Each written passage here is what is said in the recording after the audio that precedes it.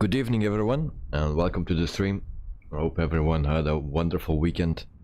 It's a Monday once again and we try something on a Monday, a new plane like Night at Night already was mentioned in the chat, and Monday stream with a new airplane. That's always interesting. So we are located here in Santo Domingo in the Dominican Republic, and we fly to Pointe-à-Pitre or something in Guadeloupe.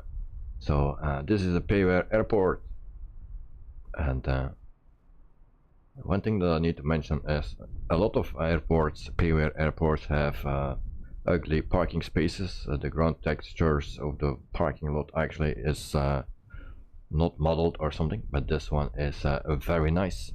So I like this. Nice parking, nice buildings. So a nice place to be. Just a quick overview of the airport. Meantime, Night at Night is here, and welcome to the stream, mate. Hope you are doing fine. And Monday with the new aircraft, this will be an interesting stream. Let's see how it will go. Yes, indeed. So we have here a little crash. I think that is Night at Night. Can we check now? That's Night at Night. I don't know. Yes, it is. And then so good evening, Night. Eddie, welcome to the stream as well. And Peter, goedenavond TV. Good evening, Eddie. Hello, mate. So welcome, Peter. Hope you are doing fine. Yeah, I was reading your messages in yeah, regards to the Microsoft Flight Simulator, and that gives you a lot of troubles already for a week or two now. So yeah, sorry to hear that. I hope you can fix it very soon. So once again, this is the airport. This is not a review of an airport, just I show it just a little bit, but it looks nice. Also, our destination airport is a payware airport, and that also looks very, very beautiful. So happy to fly there. Then we have our a new plane. Actually, I flew already the ATR of 42, but this one is a 72, and it's a very nice plane as well. There's a little bit of wind, and yeah, the plane is moving with the wind. It was lined up perfectly, and now it's already not so lined up anymore. So that's also something. The wind moves the plane, and a nice livery today. I will put on the webcam so you can see me. So hello. Peter, I'm fine. Hope my PC will be as and I cannot read everything because something is blocked my view there. So other side, my PC will be fine as I'm soon. No. Alright, so good luck with it, mate. Today no GSX because that is not really working fine. So it is aircraft, but yeah, we will do it without. Just a pushback we will do with GSX. I also didn't update it, didn't check it out if there was an update. So welcome on the, how you call that, cockpit. So what we have here, the AFB, cargo doors is open, main door is open. You can also put that tail protection. Service door is closed, wheel shocks are there, and we need ground power. The payload, performance, maintenance, and options. So I was also reading that I not had a problem with setting up those levers. Now if you use this lever, then you can go to reverse thrust. For me it's a bit difficult with my Honeycomb. It's not set up perfectly, so I go mid-flight even if I want to go to idle to a full reverse thrust. That's not a good situation. And there goes my sim. Did it crash my sim? Really? Oh, hope not. Okay. So if you put this, then we cannot go into reverse thrust, no matter what you do. Okay. So today we need also to load up our plane from here. I did already do that, so we need 2,700 and a bit of kilograms of fuel. Passengers 60 and a bit. Let me check. So 63 passengers and 2,749 kilograms of fuel. That's around that. And then yeah, a payload is 7,003. So it's yeah, almost correct.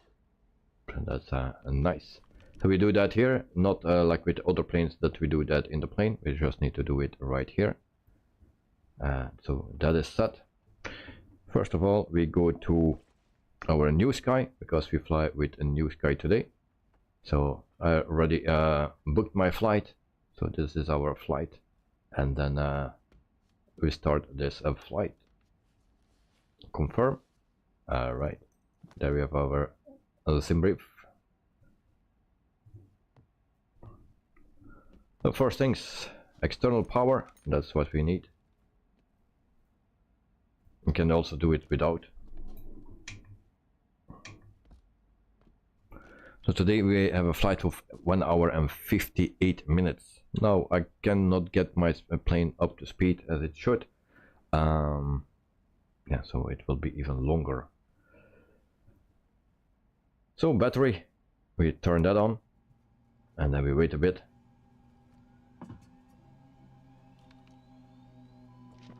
And then we can turn on external power here and also right here.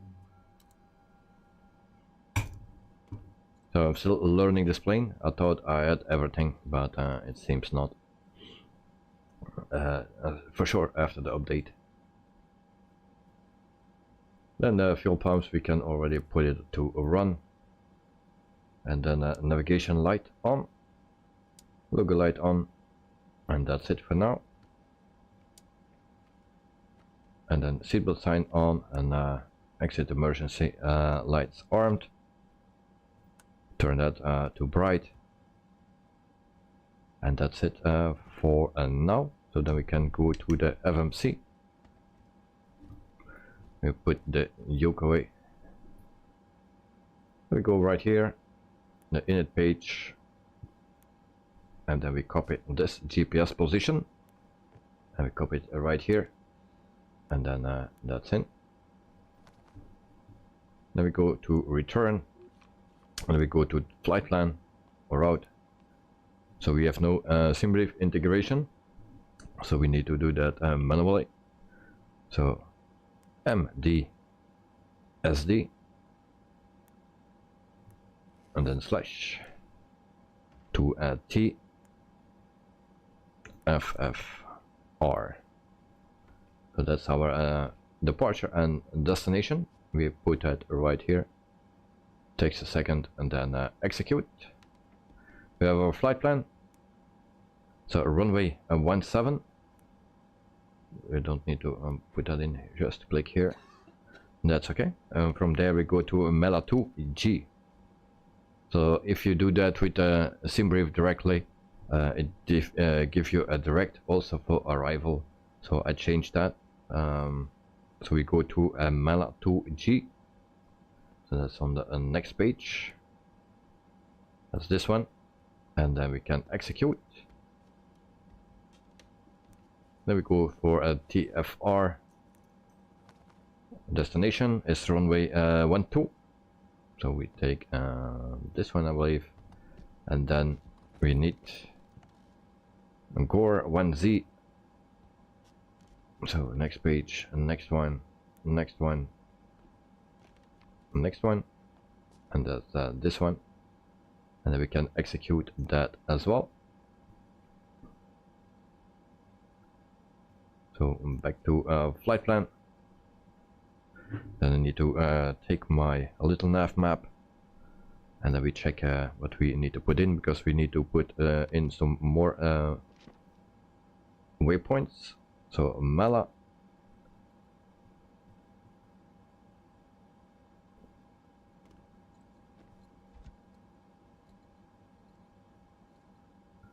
where is Goret?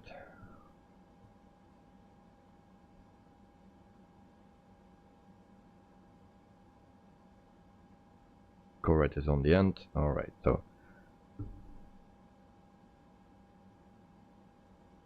previous after Mala we get Zadaf,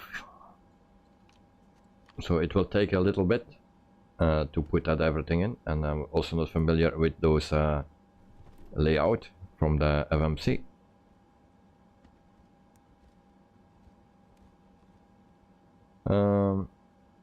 AV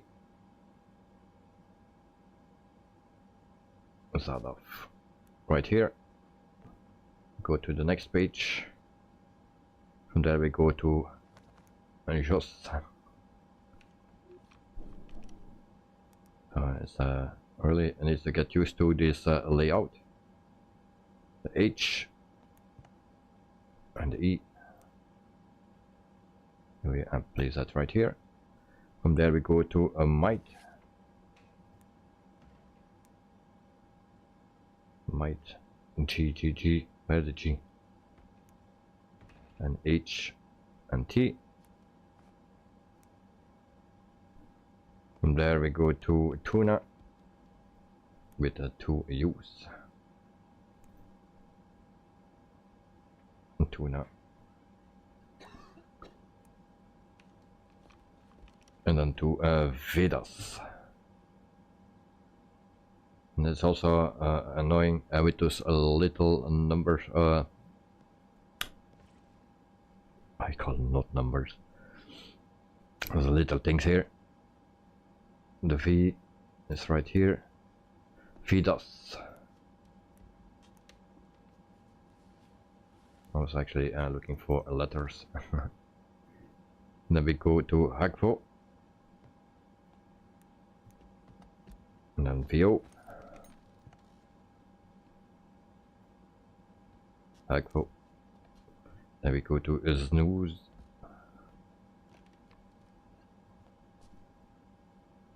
Where's that S? Snooze. And the Z. We place that here. Then Koi. That's a VOR station. Koi. There we go. And then Modux.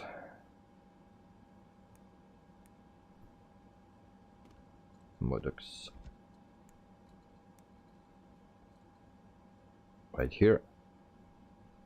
Then we come at our top of descent, and then we go to Goret, so we can actually clear on this discom. Goret. We have a Ridin IR12Z. Let me check that. We don't have that.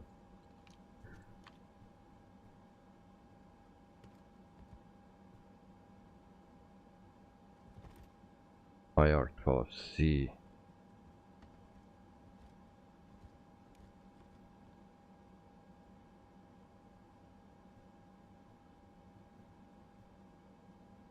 The next page.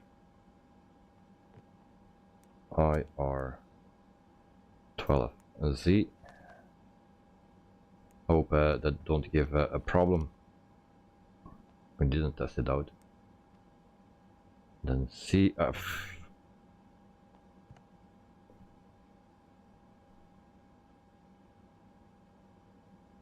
Actually, it's FR12C. FR and 12Z.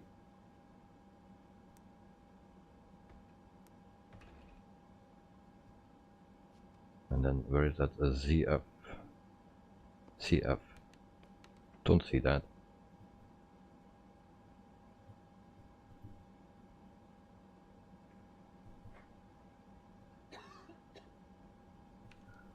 Peter, and what is that? Have circles around the letters, which means northeast, southwest. Oh yeah, northeast, southwest.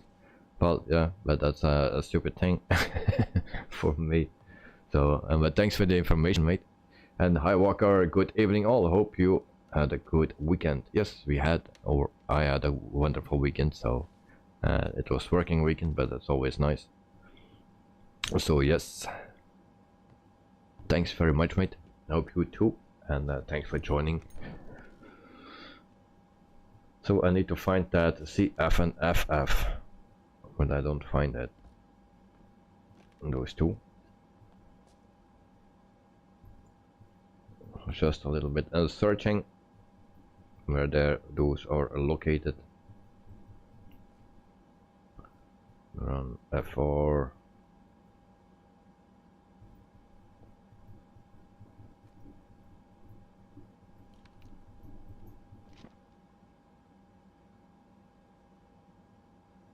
F4 12. No, so I can. Let's just check our flight plan here. So execute, and then we can go step by step.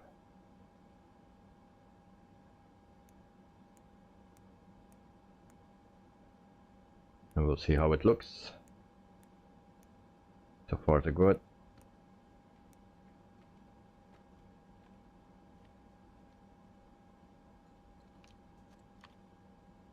So we have IR27 or something, no, 112Z, and the next one is FR12C.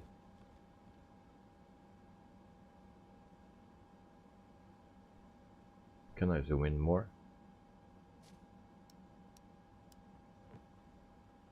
Let's zoom out, it seems.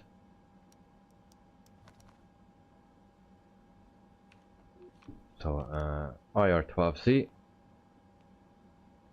then we have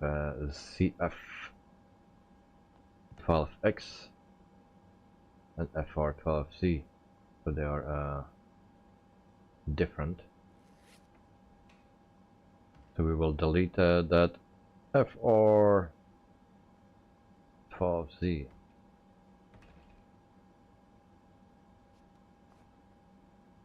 FR12C.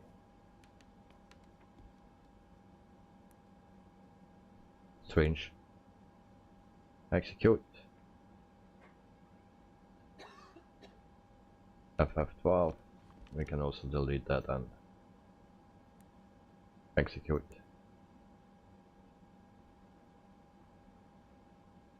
And then we go to the next.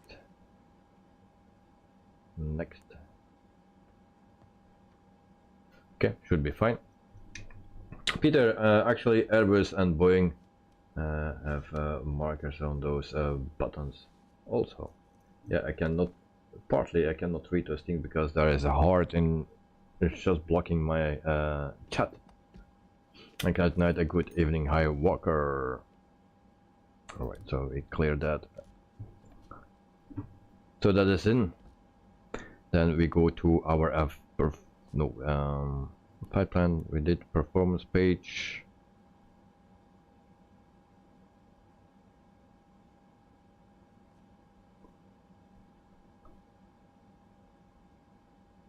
There was something else that I needed to do.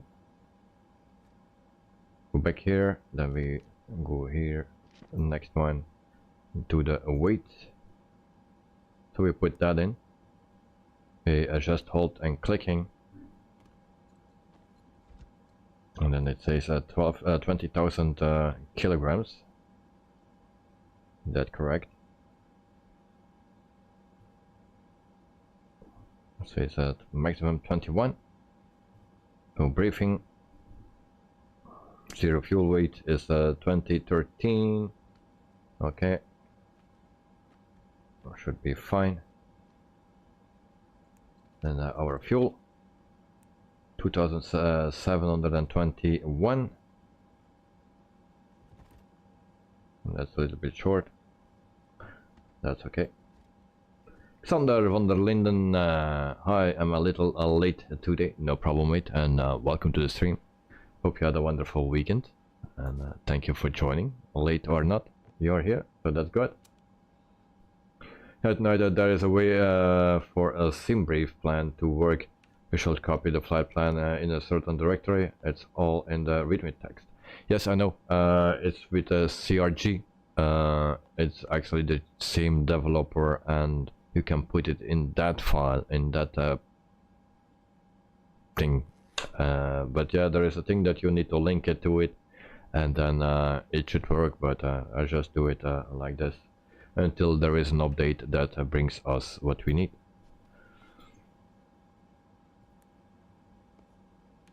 All right, so we go back here, performance in it. Cruising altitude is 17,000 feet today. There we go. Weight, that's in. Fuel flow, and I believe everything is in right here. And Dexter, hey, good evening, super late. No problem, mate. Good evening for you. Hope you are doing fine. And thank you for joining once again, because it's the second time today. Dexter, I tried, but let's see how it goes. Well, good luck with it.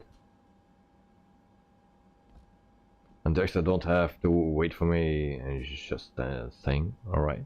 But we have a long flight, 1 hour and 58 minutes flight time, and I don't get it faster than 214 knots indicated.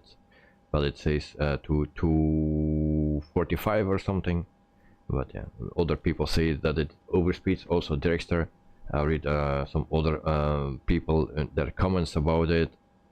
Some overspeed and some people cannot get up to speed. So yeah, it's different for different people, it seems. So we can also set our cruising altitude to 17,000 feet. We do that right here.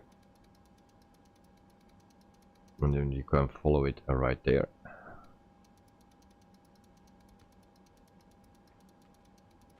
Sorry, I have the flight plan, of course.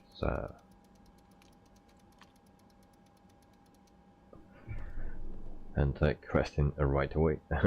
Relating to the fuel and load, I have the flight plan, of course. But the fuel and load, you need to put it everything here. You set it up like here. What is in SimBrief, you put that right here, your fuel, and then also see for your payload that is matching the one that you have from a SimBrief, and then you are good to go.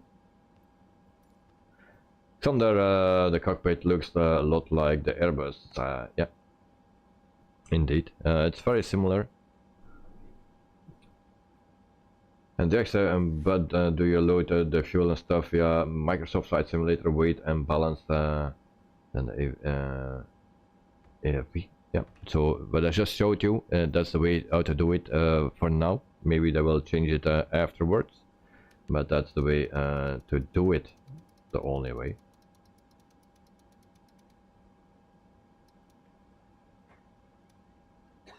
So 17,000 feet. And we can put the flight director on. That was already on. We take ALNAV and VNAV, like that. That's how I do it. Peter, when do you see the selected altitude? That looks quite small. Yes, it is. Everything is quite small. That is a little bit an issue, especially for me. But yeah, it's everything is quite small. That's true. We also need to set our QNH before we forget that. So that is set up. What else we need to do?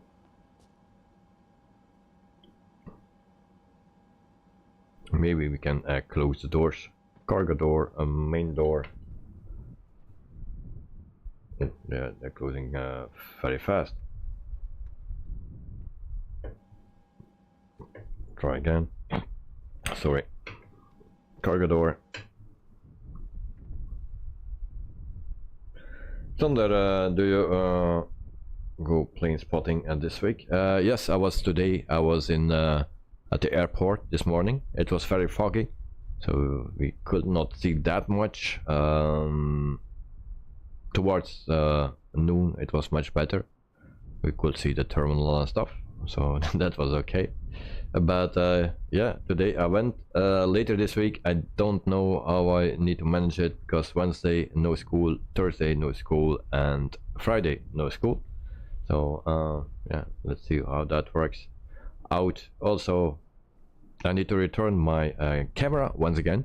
I got a message from Panasonic today, and that I want to check it and double check it once again, because they don't understand why I pushed the zoom button and then it's changed my focus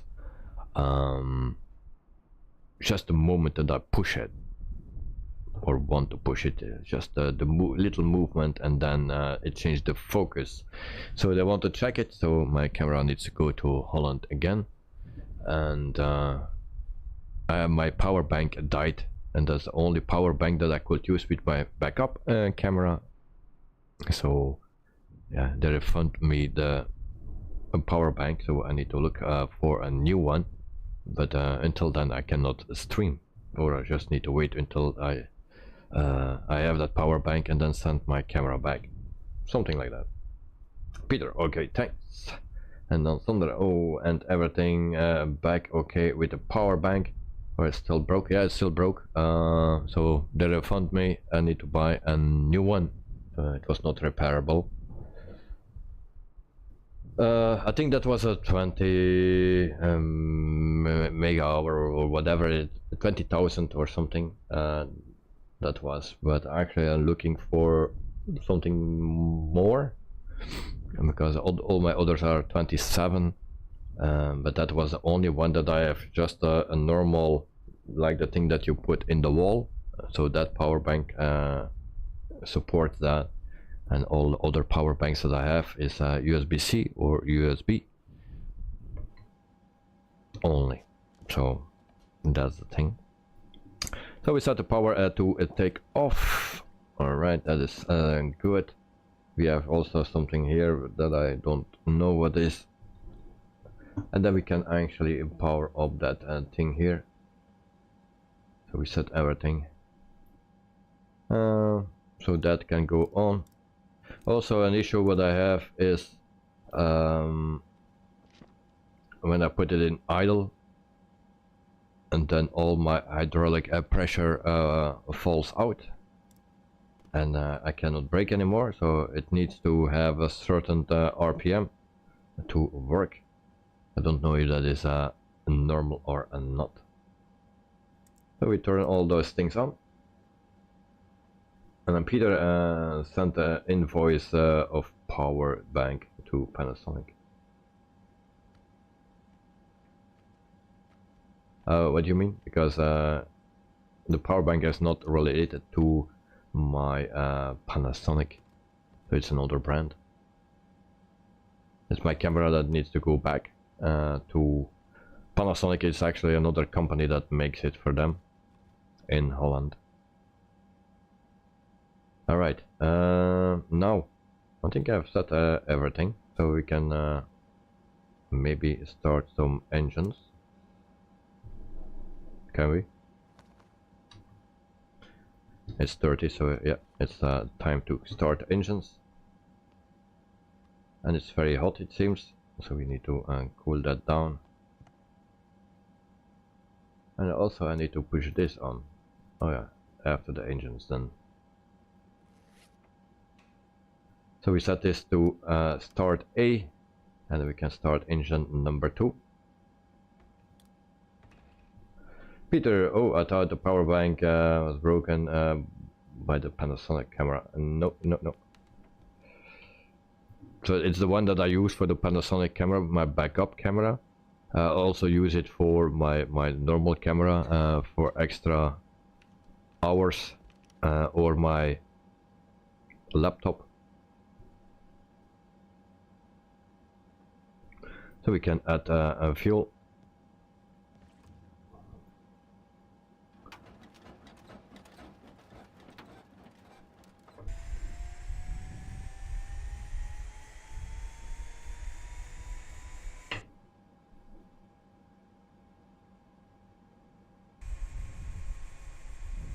Okay, so that is starting up, and then we can also start number 1. So everything is starting very quickly.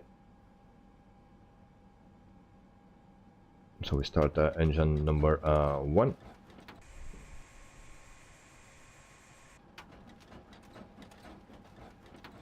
Hi Walker, what's the takeoff time? Well, I set it to 9:30, starting the engines. So what takeoff time, that will be in 10 minutes or something. Why my plane is shaking like hell?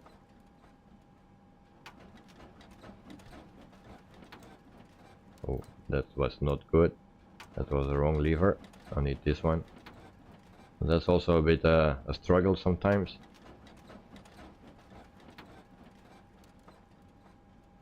Okay, so I believe as you can see, my plane already moved just because of a 7 knot wind.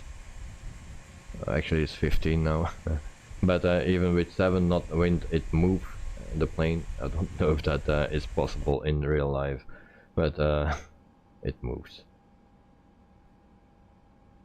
Okay, so we put that one further, so to auto. That is good.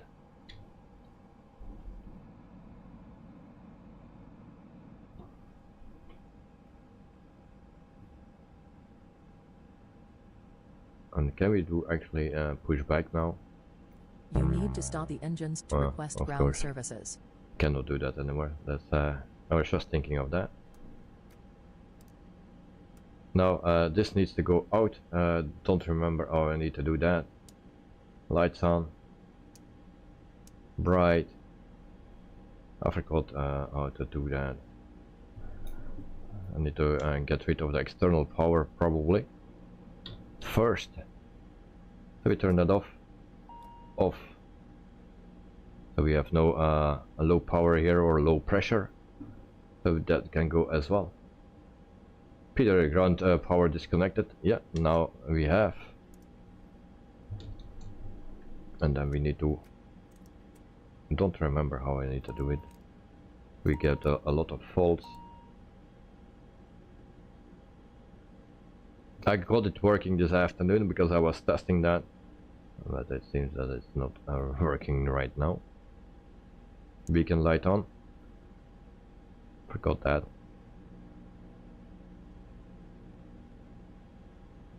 Alright. So that is something that we need to get running, but I forgot how to do that.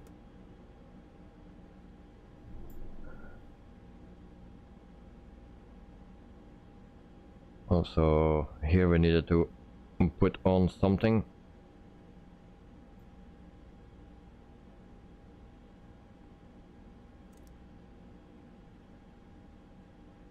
And that was not the one.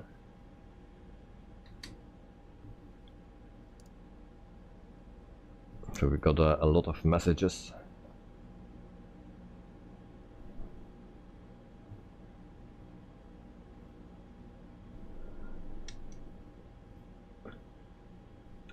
Peter, ACW buses not on. Normally everything, yeah, because they have no power. Let's throttle up first. Let's test it out. Need to release that, otherwise I cannot throttle up.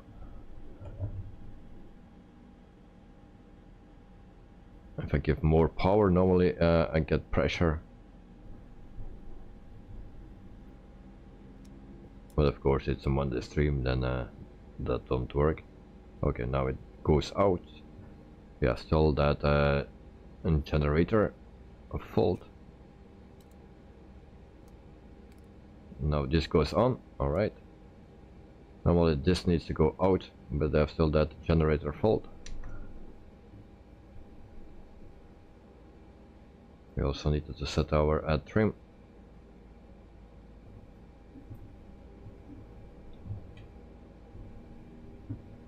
So normally this goes out, but why it don't go out and why I have a fault here?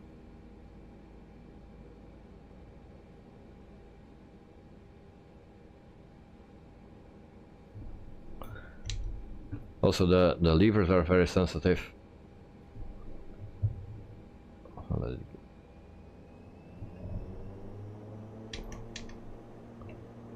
Just give it a little warm up.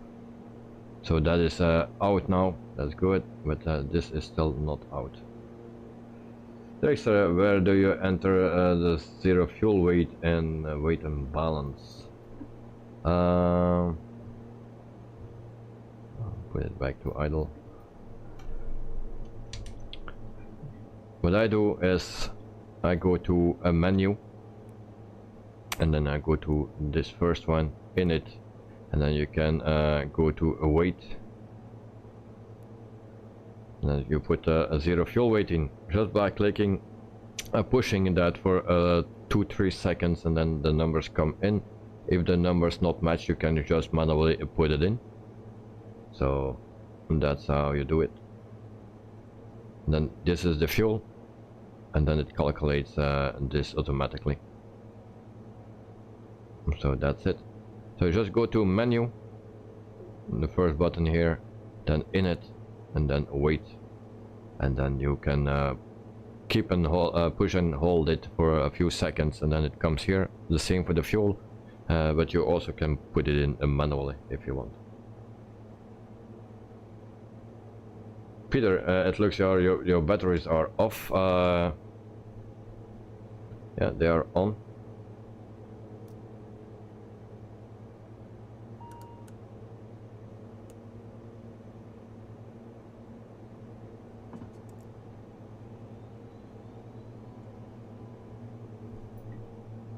Now I have a problem, so that turned off now. And back on. So I hope everything is still in. Dexter, do I need to enter it in the Microsoft Flight Weight and Balance menu? First of all, you need to load up your plane right here. No, not here. Just go here, you put everything, the fuel in here, and then also your weight, your payload. See that it match sim brief this, your fuel in, and then you go right here. So here to menu, first thing here, in it, and then to weight, and that's it. You keep and hold it, push and hold it, and the numbers come here. If it don't match, you enter manually, and here is your fuel. That's okay. Peter, oops, sorry, power switch is not aligned. Yeah. And Dexter, yes, got that. Thank you. No problem, mate. So we have no pushback, and because the engines are already started, and then we go to our runway. So I think everything is in. Just set this to automatic. Oh, the V speeds. Did we check the V speeds? No, we didn't. Where are the V speeds? I got all those things here. My V speeds. I think I'm too late with that.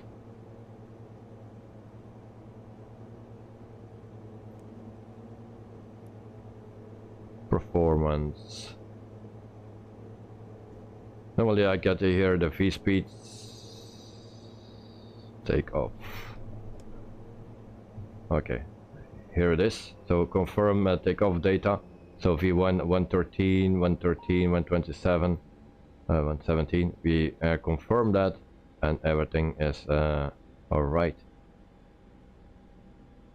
So 140 takeoff, and then we have no hydraulic pressure anymore, so no brakes.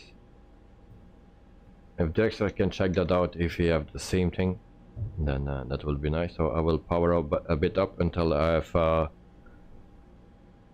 hydraulic pressure.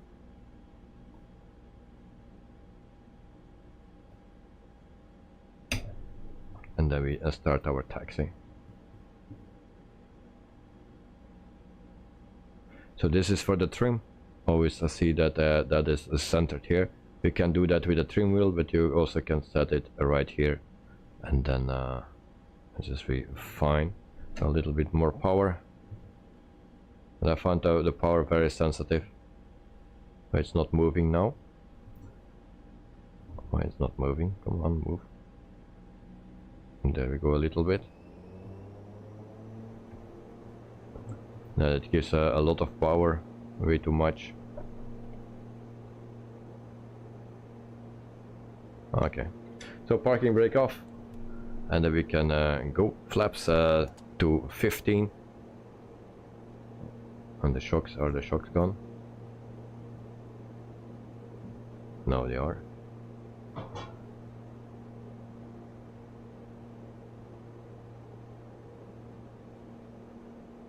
And the Knight is ready. Here's with Airbus A320. Seems the Phoenix. So now I have too much power actually for taxi, so I need to push the brakes all the time. Otherwise, if I go lower, I lose my hydraulic pressure. And it's a bit hard. I need to really set up my throttle quadrant for it.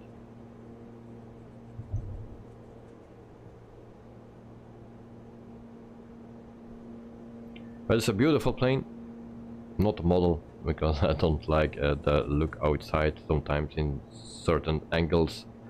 But yeah, I like to fly this plane. And this is a very nice location to fly that. So let me check here.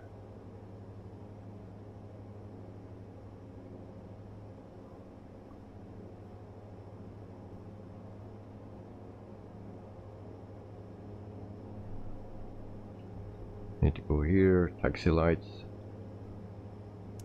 There we go.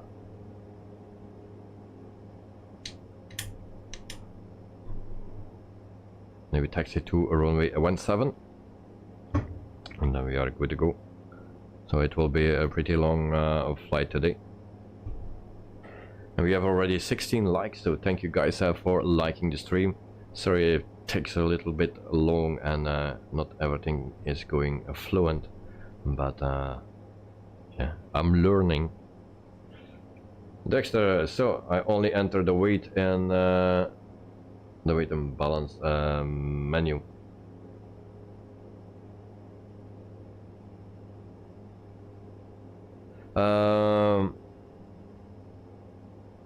No, you put it first right here. Everything, fuel and 0 fuel weight, the payload. You need to see that this slider match the numbers that you have in SimBrief. For me that's around 7,000 kilograms, and then the fuel, so that's 2 times 1362, that is 2,700 and a bit. So that is the first thing you need to do. Second thing that you need to do, if that is set, you go to menu, first thing right here, in it, and then weight, and you put it also here. So a 0 fuel weight, you put that here, fuel, and then this one calculates it automatically.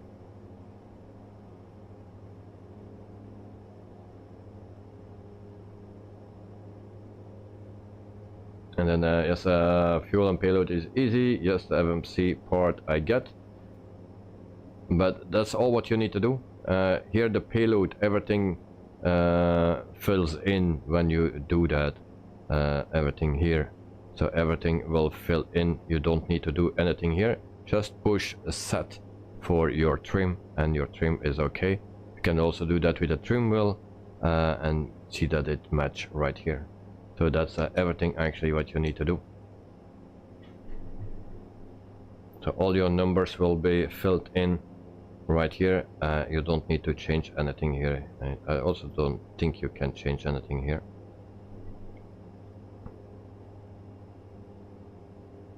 Yeah, so if you push that the FMC everything in, then everything comes here automatically.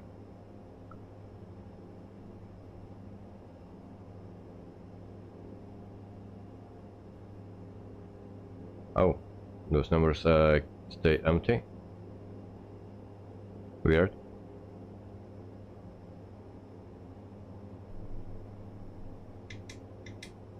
So first, yeah, in the main menu, and then the FMC, and then it should put everything right here, just like what it is with me here.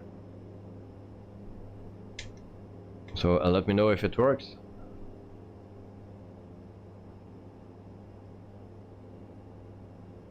And then everything is already gone here, so I need to, that was because of the battery. So LNAV, VNAV, and that's in. My brakes will be hot very soon, but I think it's not modeled.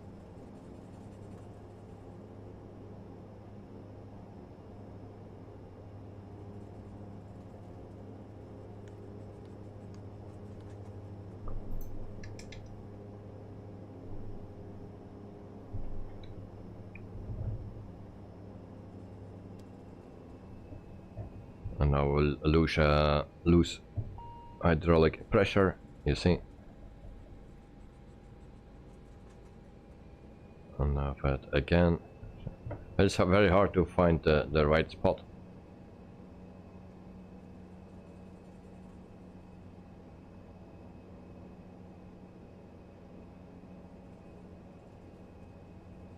Maybe hold short here.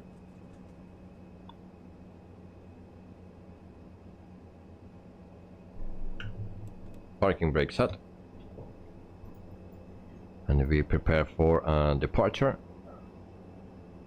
And that thing is still on. That need to go out.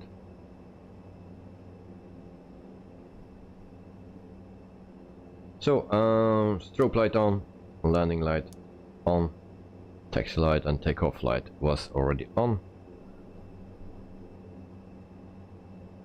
Temperature seems to be okay. I don't know why it's 22 and here 12. I don't know which one is the cabin or the cockpit.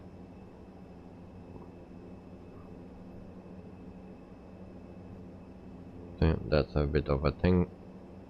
Normally that need to be out. So Knight at Night is right behind us. Dexter, how many minutes you need for that you are ready, or it will take too long, or you can do it in a few minutes?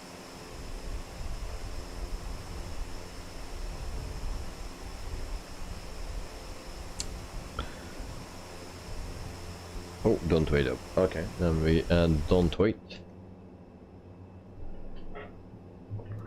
Parking brake off. We just need to check our flaps again. Dexter, please just go. Okay.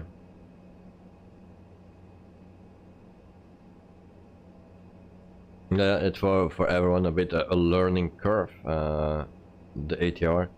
But once you get it, then it's a nice plane, and there will come updates, and then maybe it will be all a bit easier.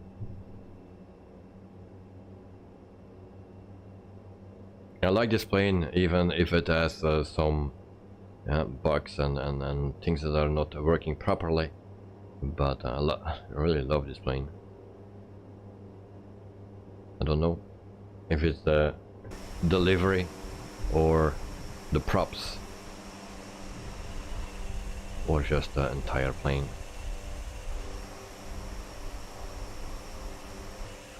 So flaps are set to 15, as you can see.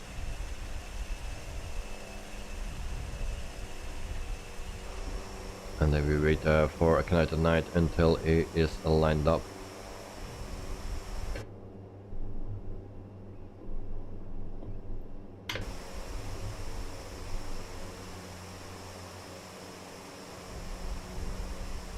And then when Knight at Night gives me the go, then we go. So set brakes here. Last check.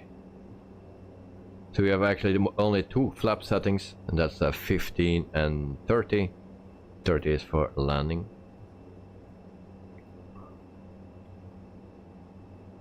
So power is for take off. Flight director. I'm missing something.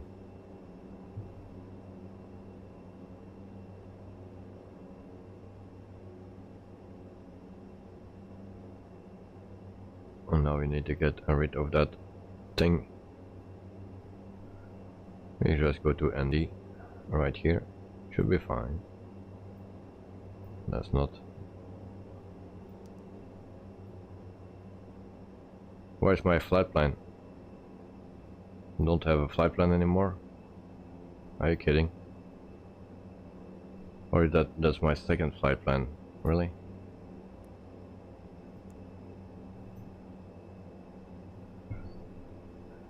Not ready.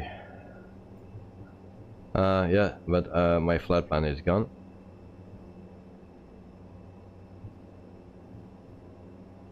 Flight plan. Route. Return. Are you kidding me?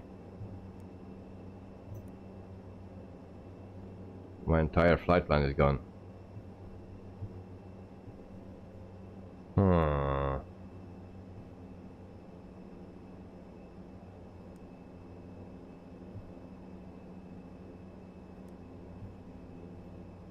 Shit.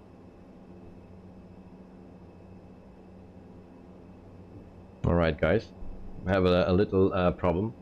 Chase, hold on, I was struggling last night to get the speed up to start texting. It would go up, alright. And then I come in morning from Christchurch, New Zealand, have my flight today. Okay, good luck with that, mate. And welcome to the stream. Also Chase, welcome to the stream, mate. Cat night, a good morning. And Dexter, are you in the second flight plan? I thought I was, but it happened before. But how I got back? So this is the second. Oh, there we have it. All right, here it is. Did I put it in the second then? Okay, luckily. So once again, right here, come on, ND, should be easier. Okay, so we are good to go. Cat night is ready, then we are ready as well. Thank you God. There we go.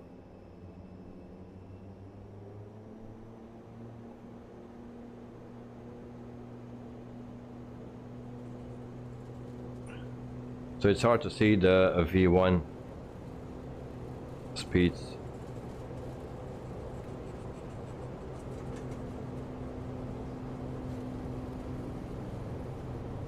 We just wait until it lifts of its own,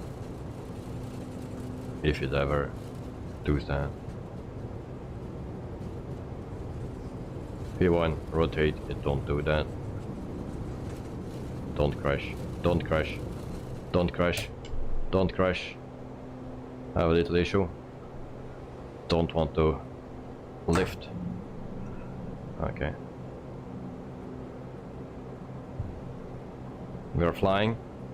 The first time I had this problem, it don't wanted to go, and I was afraid I would crash. I thought also with 146, the British Aerospace. Can also set our timer where we did that. It was somewhere. Don't remember.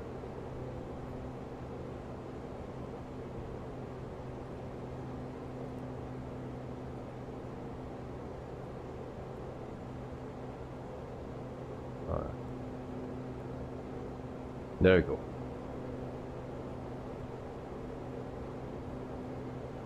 So what is our speed? That's alright. So we go to this one. And then it should be fine. And turn the flap. Oh, flap's not off. They just are not up to speed yet.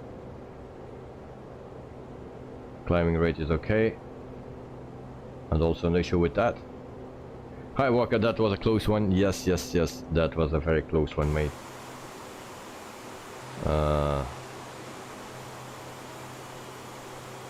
There is our rocket now.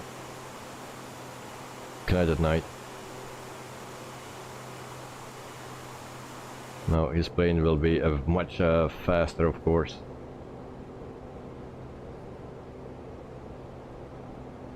I need to reduce the throttle a bit before we blow out those engines.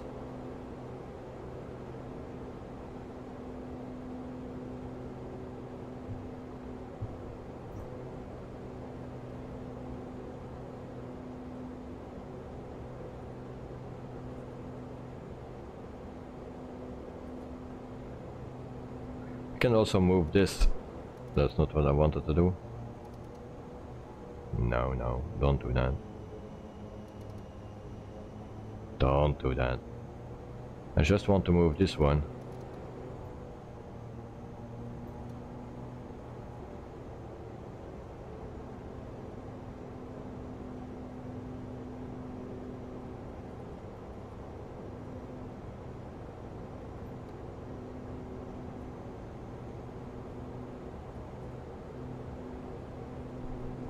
Okay, now I can retract my flaps and start climbing again.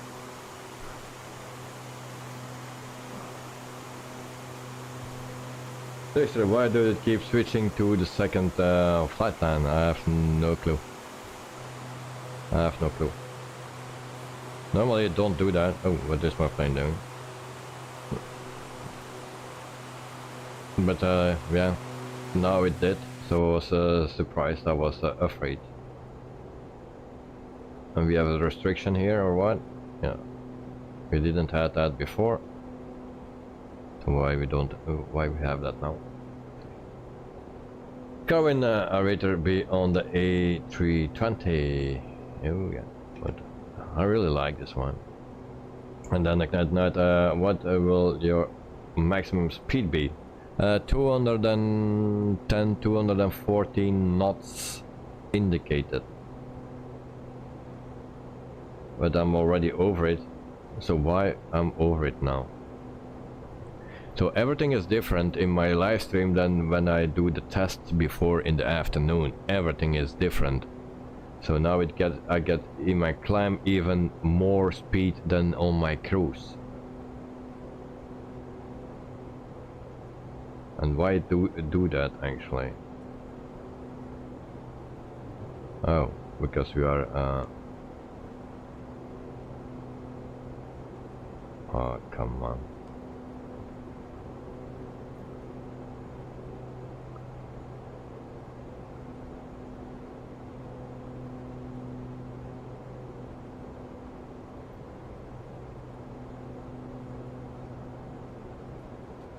Is that because of that restriction? Yeah, that's why. At night I gear up. Yes, gears up. And Peter, 50% downloading done, still 61 gigabyte to go. Okay. And then Dexter's super annoying. Yes. I need to reduce the throttle, guys. And those throttle things are very, very sensitive.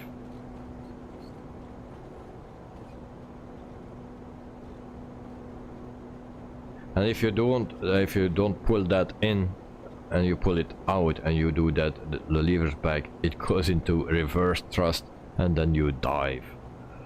And then you die. So you have a restriction of 5,000 feet. I didn't have that before, now I have that. Peter, because you're at low level, on higher level, they don't use no longer indicated airspeed. Alright.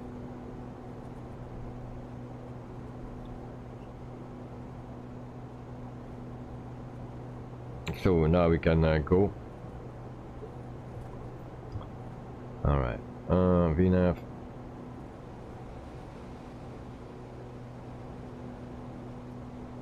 Alright, climb. And now we go power up. So So they are very sensitive, little bit forward, and I gave a lot of power. Normally it should be in a position here, I think in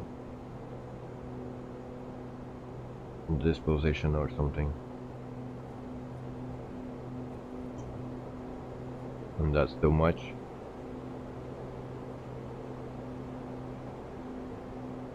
Maybe this one. I have no clue.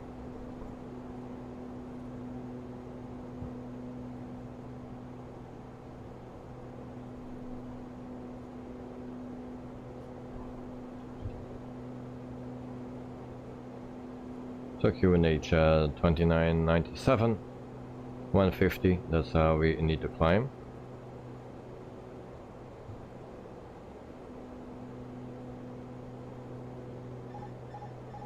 Speed, give me more speed.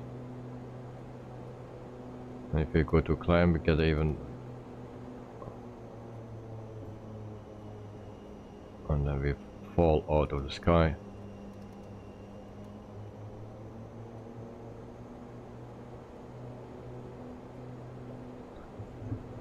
Maybe we need to select another mode. VNAV.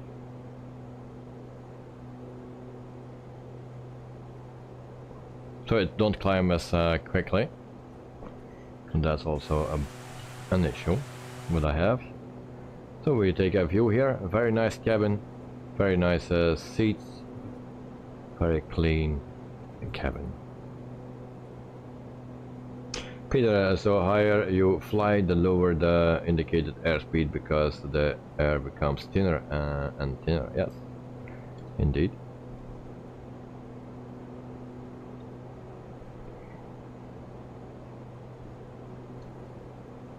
And then we have the views here. But yeah, a very nice cabin. One of the best.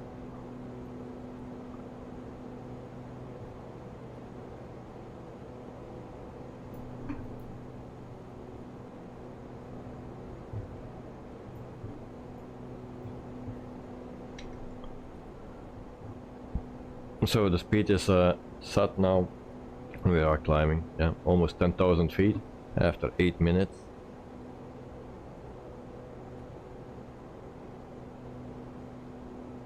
We need to go to 17,000 feet, so that will take a while.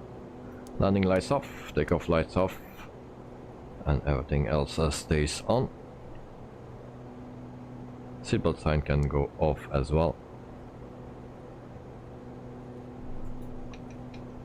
And I still hope I'm tracking my flight. Yes.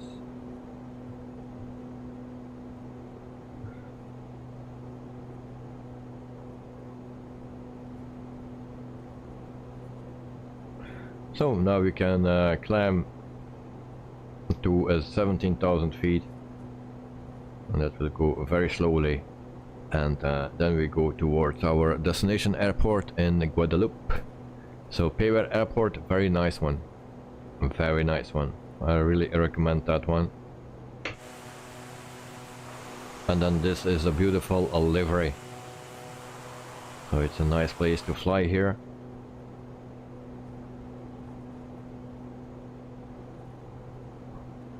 I don't know if I can show you on the map. So this is my map. I'll just give it a view. All those islands here, all they have payware airports, also some freeware I believe. All are very, very, very nice. So we did already flights from St. Lucia to Trinidad and stuff, and Barbados. I did that already in the stream, but this is a very nice airport, all of them.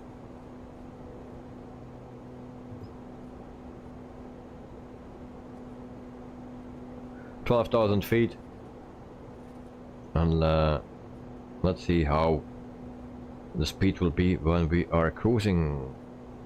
Normally we need to go to climb mode, but I'm still in MCT, otherwise we go to slow. So this is a climb, I believe, and then we have cruise. but we stay in MCT. Guys at night, Explain 12 got something new, satellite sceneries. Really? Oh, alright.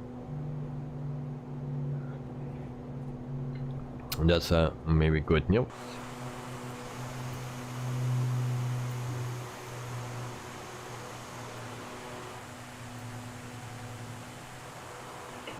At least something positive today. Because lately I get only negative news everywhere. Need to make hard decisions and also things that are not sure. And then problems with the power bank, camera, stuff like that. Kevin Davis, hope your airport stream went well. Well, it was very foggy in the beginning. At the end it was okay, but in the beginning, yeah, we had not much viewers, but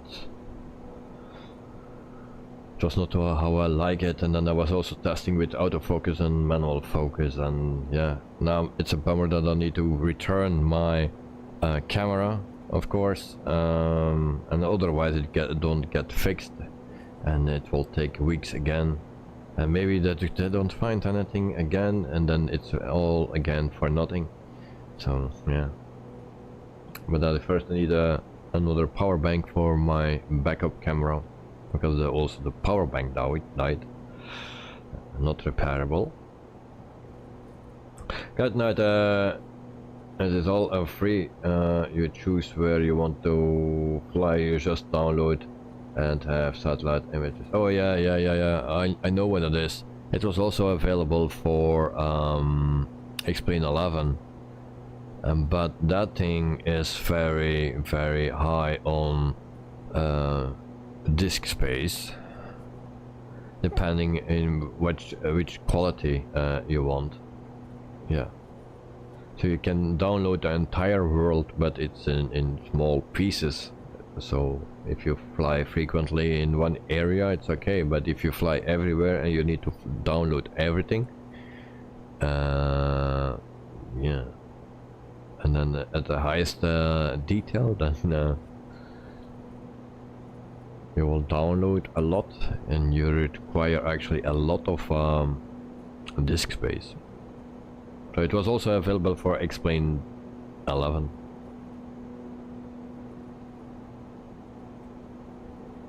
Okay, thank you for the link, Knight at Night. So that thing is still on. I have no clue how to turn that off, because in the afternoon when I was testing it, it was off. And also I needed to put on something right here.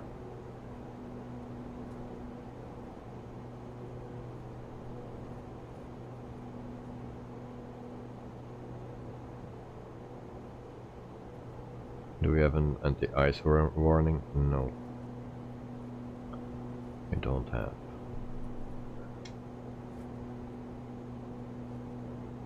Cat night, not that big in size, it depends on the continent. Okay. I will check it out, mate.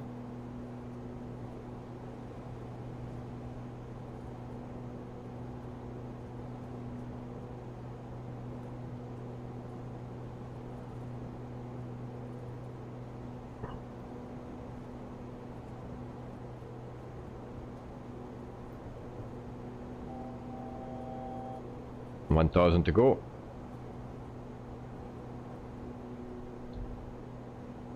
I set my thing to standard. Normally if you push B, it's switch, but here you need to click on the button here, and then it goes to standard. So 15 minutes into the flight, 16,000 feet. And I think Knight Night is already on his destination, probably. So it will be a 2-hour stream flight. depending on my speed, of course. If you don't get up to speed, then it will even take longer. So after we are cruising, it will go to 245. That's just under the speed limit. Some people find that too high. Don't know if that is correct, because if you get some wind gusts into your bag, then you're overspeeding immediately. So now it goes to 245. I never managed to get that 245. Never.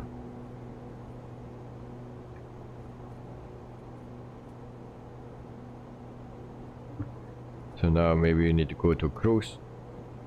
I'll see that it powers a bit up.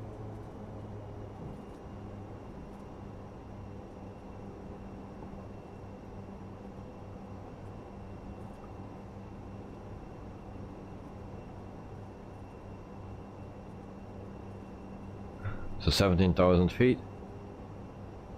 Speed is going up very slightly, slowly. Also the problem that I had when I wanted to descend, the first time I flew this plane, I set it to 2,000 feet, and it started to descend when we came at the top of the descent point. But when I set it this afternoon to 2,000 feet, then it started to descend immediately.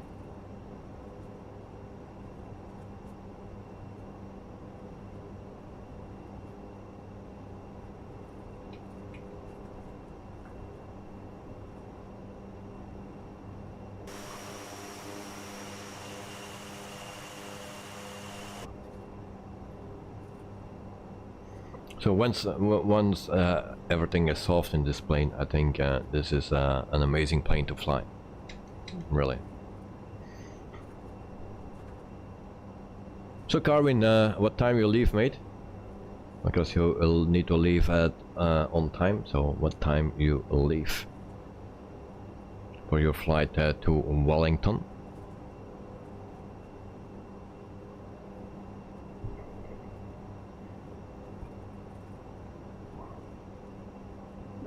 I see it's getting very slowly. I'm not going that fast. So what is the wind speed? So we have actually a tailwind of 11 knots. Even that don't help.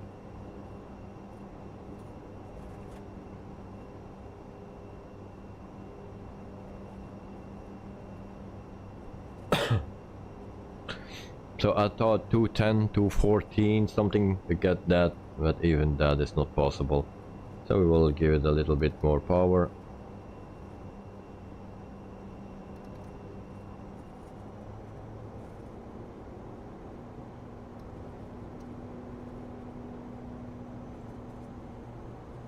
So we stay in MCT then, and let it power up.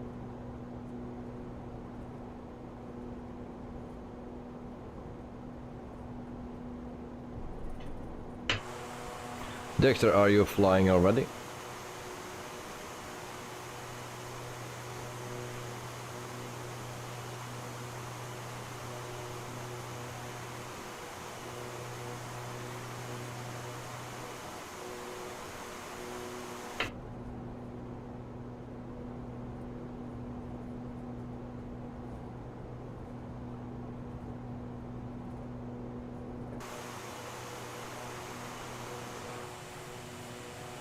Peter, your thrust through airspeed is 250 knots, ground speed is 264. Don't look at indicated. Yeah. But why that thing is then here? So that is what I think normally if it's set on auto, then it says 245. And that's for your cruise speed, because it changed to 245 when we were at 17,000 feet. So normally you should get there. And I don't know what the real speeds are from the ATR. I didn't look it up yet. So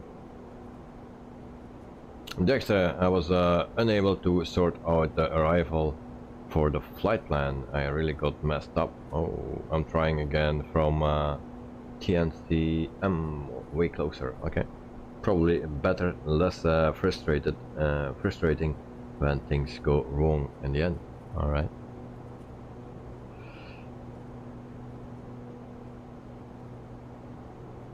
Peter, because you are flying quite low, yeah, but like with the fly-by-wire or the Phoenix, everything is sorted out. No matter what altitude you fly, it adjusts. Here it says just 245 when you are at cruising altitude. I selected 245, no, 17,000 feet for my cruising altitude.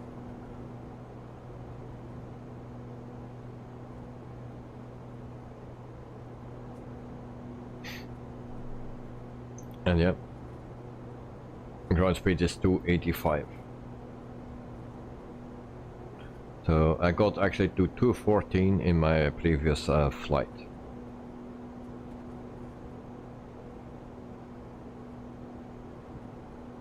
Or my test flight this afternoon.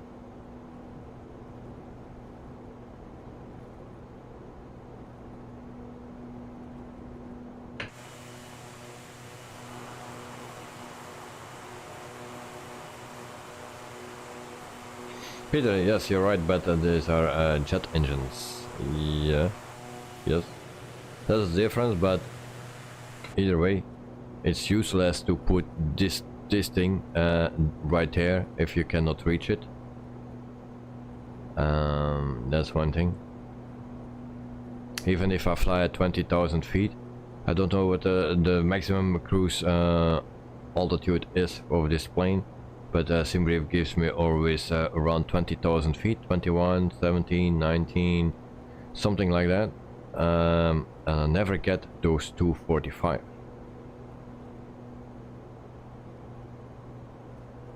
Peter, weather conditions? I don't think so. A lot of people have the same issue. Also, some people have that it overspeeds. Also, Dexter had that it overspeeds. I can do whatever I want, it don't overspeed. Of course, if I put it everything on maximum throttle and go into the yellow zone here, then, but even then I cannot go to overspeed, I believe. I tested it out. It's not possible. But for some people, it's possible to overspeed this plane. And a lot of people also, they are complaining about the same thing as me.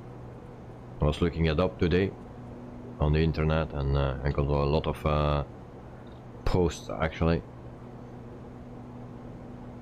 But in the meantime, yeah, we are flying and everything is going fine, I believe. And then I can tell something about this nice livery and this company, so Air Untils, or how you call that in English. So that is call sign the Green Bird. I don't know why that is called the Green Bird.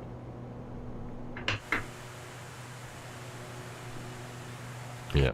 Okay, so the country is Guadeloupe, and the airline is founded in December 2002.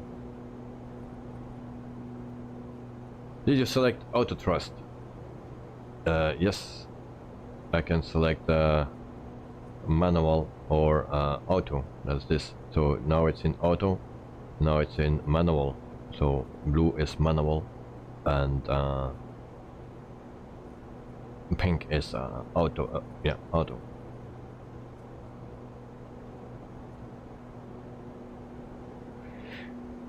So the airline is founded in 2002. The fleet size is 9 aircraft, and the average fleet age is 11.1 years old. So the planes that they have is the ATR 42. They have 5 planes in total, and the ATR 72, 2 planes. That's what they have. Also the Canada DH6 Twin Otter, 2 planes, so a total of 9. So small company, but have nice planes. Peter Picobello. Yeah, but if you go to performance, max cruise, what's that? Max cruise mode. Cruising altitude 17.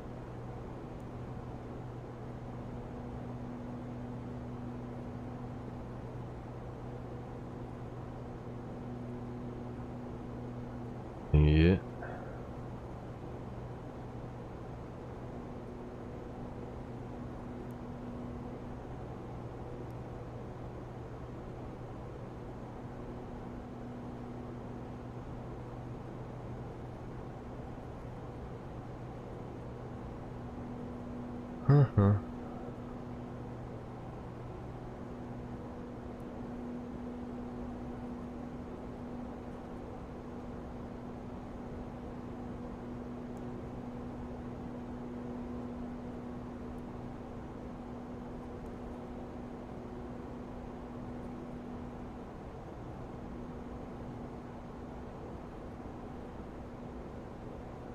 No, speed don't go up, stays 209.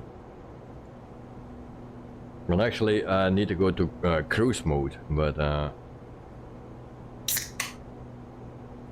is even giving me less power.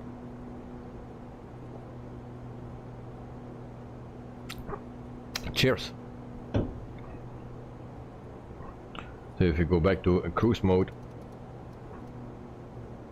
and then it falls back because the things go down here and this goes up, and then we're losing speed.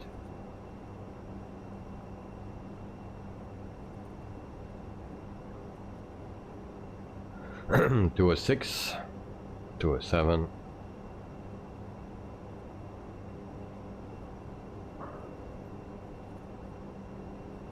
To a 5, so we are losing speed. And so for me it's also a learning curve.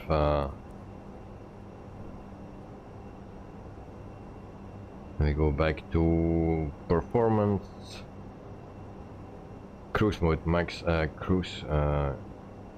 Now I don't know if I can click this. I'm a little bit afraid. Peter Sante, thank you very much, mate. And good night, cheers. So let's do it.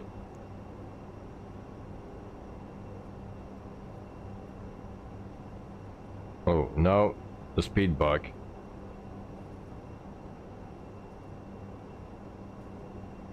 I set it to 14.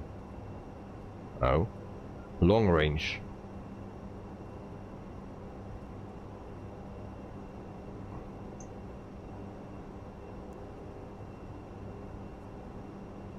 So this changed the speed bug. Kevin David, cheers as usual, and I need to see my others chat because I always missing something. Cheers as usual, the evening routine for Davey. Yes, thank you very much, mate. So that's my routine.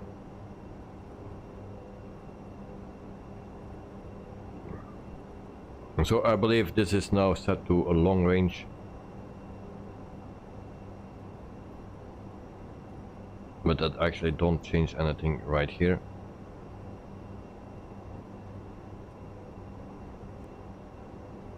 Cruise mode, a long range. That we don't need.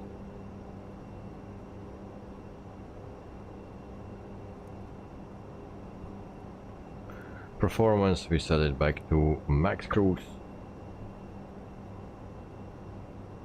Does that change anything? Nope.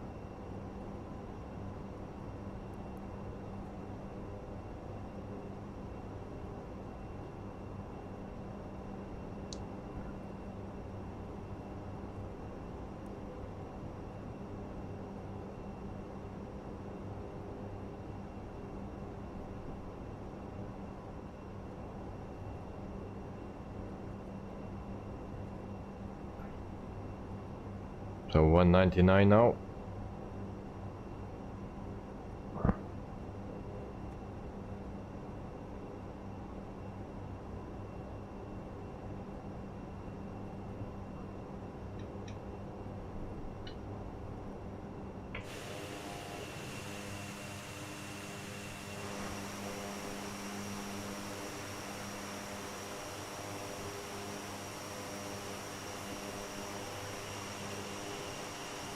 Peter, I wish I could help you more.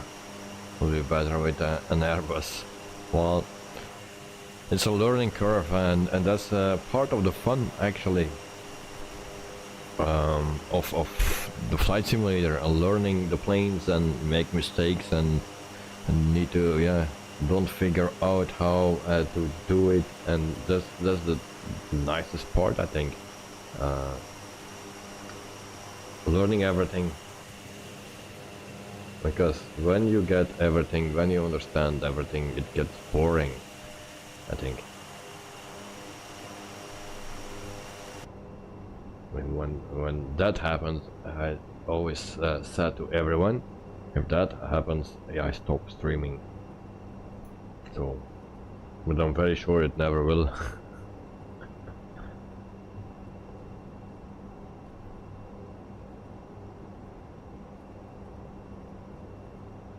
So 30 and almost 32 minutes into the flight. I think yeah, Cat Night will land 30 minutes, 40 minutes earlier than we. But if you see the difference in fuel that it use, I don't know, Ignite Night, how much fuel did you load up, or what SimBrief gave you for the A320? How much fuel you needed? Because I have 60 minutes reserves of fuel on board normally, and it gave me 2,700 and a bit of kilograms of fuel. Cat Night 6,005, yeah. So that's more than a 50% that it needs more fuel. So that's a lot.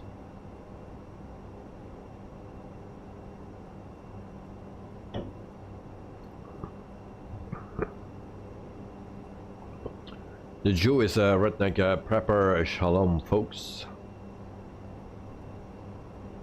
Welcome to the stream. Hope you are doing fine, and thanks for joining. So, shalom.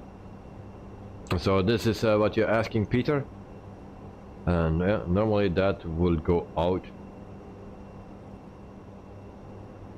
Guys, 20 likes for the ATR. Well, I have 22 now, but I still don't get why I'm always have one less than you guys. Even I didn't like my stream. It stays always a one less. So yeah, I was to manage to take that light out in the afternoon, but now I don't know anymore. External power available.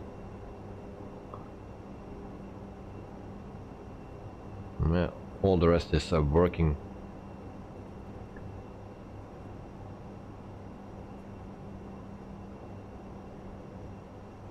Oh, I found it. There we go.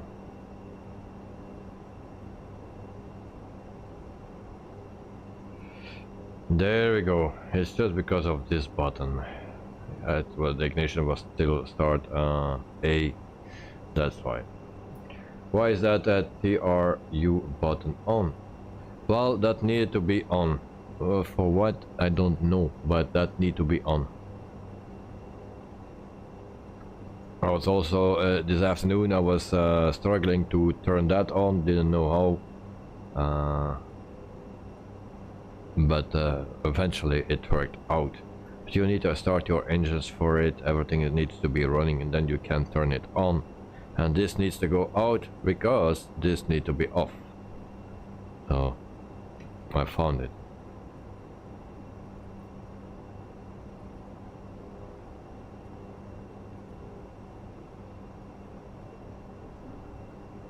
In the meantime, I will see for the ATR 72 max in cruise.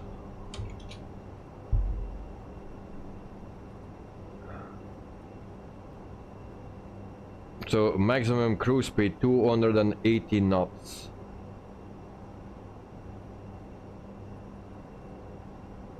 Thus,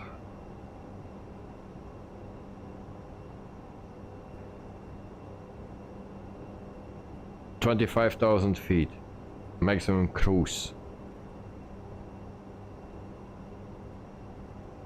Okay, so it's 510 kilometers an hour, 320 miles an hour, 280 knots. Thus, range 1500 kilometers and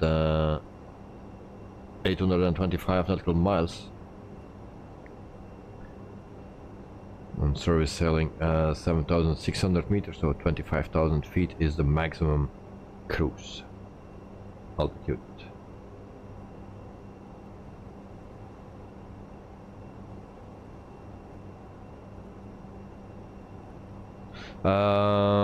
Yes, I saw one stream where it was on and one where it was off. The first time I flew it, it was always off because I didn't know that it needed to be on. Because where I saw it was also from a real live pilot. So, but now we know what the maximum speed is for cruise. So I'm at 263. So I guess it will be fine. So it's 280 knots.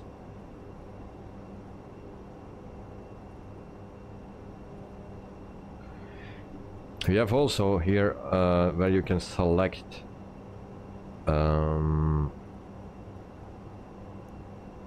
your approach or something.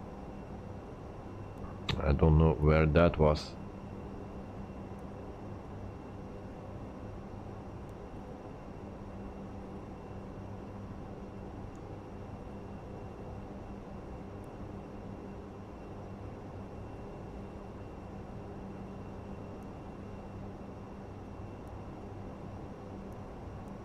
Why we cannot change that?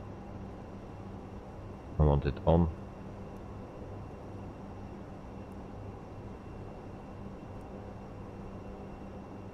Destination, FINA, data, nav frequency, nav data,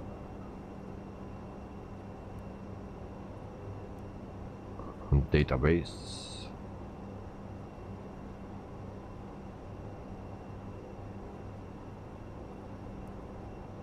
timers, units,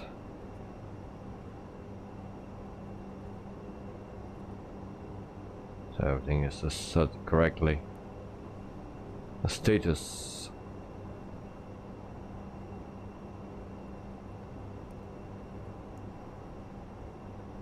and init, progress,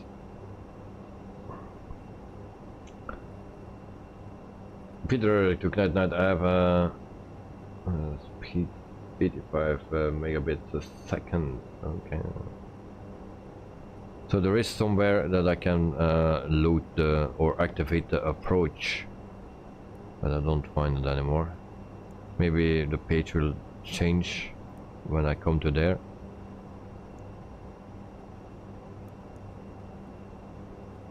So I believe it was on this page. Maybe this will change. The top of descent at 276 nautical miles in 1 hour and 10 minutes. Jesus, 1 hour and 10 minutes. Top of descent. That's 1 hour and 50 minutes that we are flying then. And then you need to count another 20 minutes.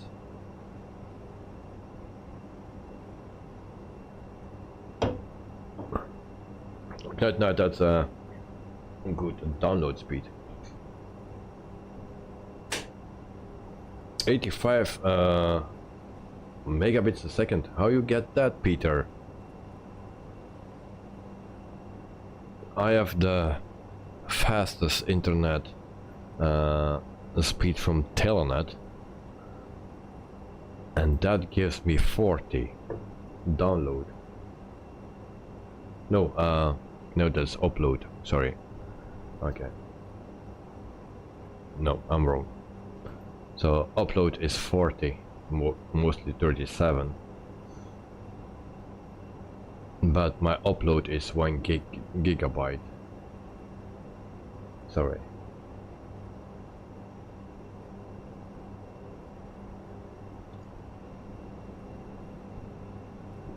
So at the moment we are flying over.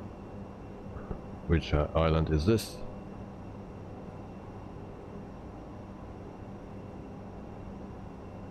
A bit of a bummer, like Dominican or something. And then we go back over the sea. So this is actually a nice area to fly. Today I flew also with a helicopter from St. Lucia to the next island just above it. I don't remember which one that was. TFFR, and that is, what's the name of that island?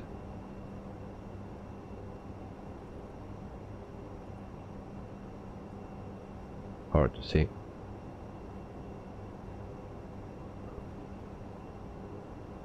Peter Telenet and PC on London Connect and no Wi-Fi.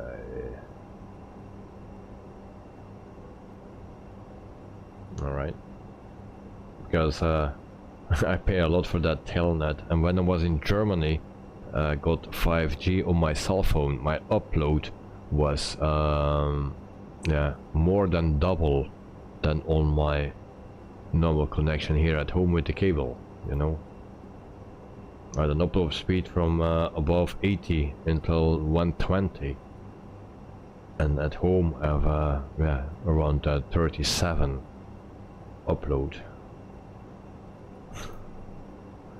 But yeah, then you are in a better country, I believe, Germany. Very cheaper and faster, more logic.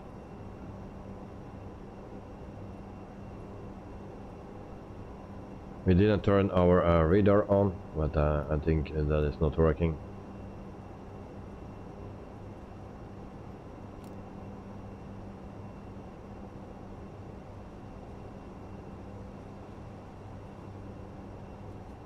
TFFR is Martin. Okay, thank you. Well, that was the place where I'm flying to.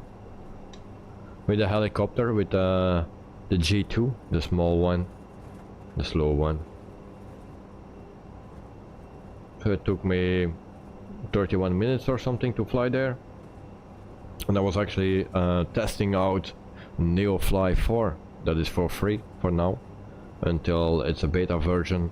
Or free, no, early access version. So it's for free until it gets released. And it's also a very nice add-on for the people that like to do some jobs, missions. You can also do missions together. Yeah. It's very nice, and it gives a little bit of a warmer feeling when you open the app than Air Hauler or 2 or on Air Company. It gives a warmer feeling. You have a lot of menus there, and it's a bit overwhelming at first.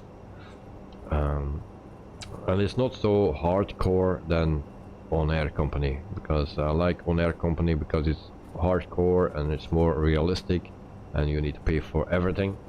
Here it's also a little bit, but the prices that you get to transport goods are higher than much higher than on Air Company. So yeah, I wish they could make some different things like on Air Company, the easy way and the hardcore way. But it's very nice. You have also a lady that speaks to you when passengers are boarding or the cargo is loading. So she says what you need to do and when you can go. That's actually a very nice thing, and If you are interested, people, check it out. NeoFly 4, so early access, free to use, and it's working well. You can also go with your helicopter or your plane to an accident, and then you see actually the real accident with the cars that have an accident and the police there. It's actually very nice. You can also look out for gold. There's every day, I believe, there is some place where you can find gold. Sometimes it's a submarine that is somewhere in the sea, and then you need to find it. So there are some nice things. Maybe if people are interested, maybe I can do a stream about it. But that's up to you guys if you are interested to see that or not. And of course you can check it out for free if you go to the site of NeoFly, and then there is a link to their Discord server, and there you can download the early access.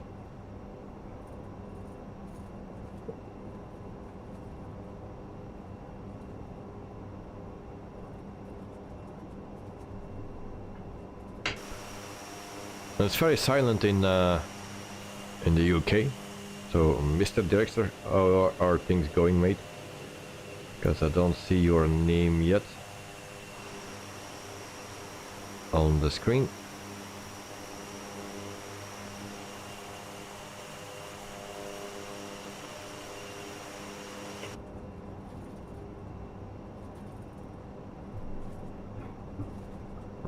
In the meantime, I can check out with you guys some news about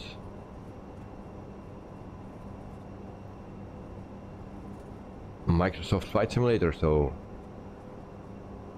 Impulse Simulations released the Alice Springs for a Microsoft Flight Simulator. So it's an Australian Outback with Impulse Simulations latest release for Microsoft Flight Simulator. And then Flying Iron Simulations update Spitfire with new sounds and more. CAF Simulations A3XX FCU-LCD available now. Maybe something for Peter. And then Pilots showcase new Dash 7 previews, confirms nearing release.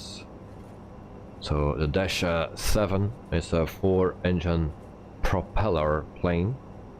I don't like 4 engines.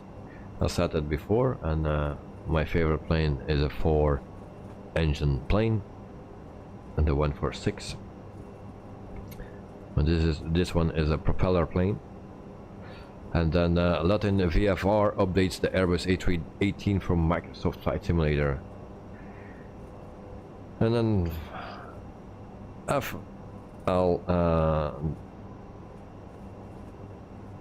YT release the Air Race World Series Indianapolis for a Microsoft Flight Simulator. Alright. Flight Replicas Spitfire preview, the P40 and update. And FSim Studios and Texan Simulations to release Houston Hobby International Airport. And Godfriends updated the Astro 1. And that's it. And for Simmers, the DC3 livery pack is also there. So that's all for the news. Peter, for the Airbus pilots, there are updates for the fly-by-wire and the headwind. Okay, thank you. Peter, oh sorry Davey, what did you say to me? Well, KAV Simulations A3XX FCU LCD available now. So yeah, it's an LCD screen with what is that? Yeah, with the speed indication, heading, altitude, vertical speed, things like that. There's a display. that you can build in your cockpit. Looks very simple. It costs, the unit is available for $58.95 excluding shipping. Euros is that.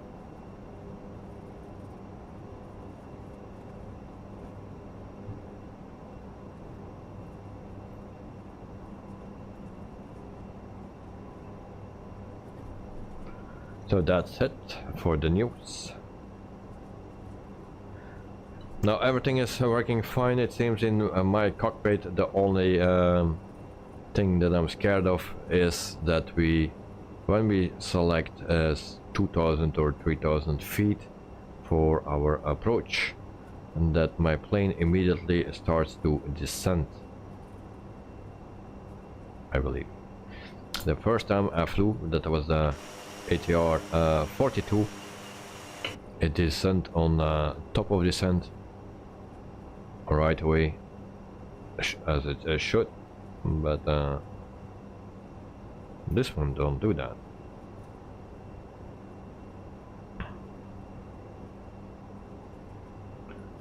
And night and night, how far are you from the airport or top of descent? Because I'm at 219 nautical miles away from top of descent. So estimated time of arrival is 9:53. That will be 11:53.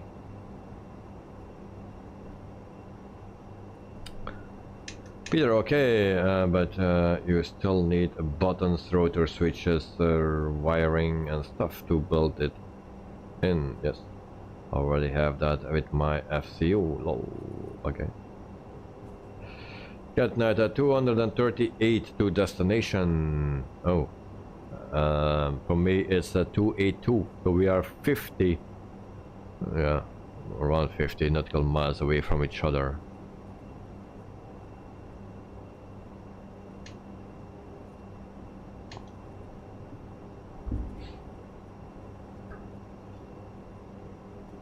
$184 to top of descent. Okay. For me it was the 214.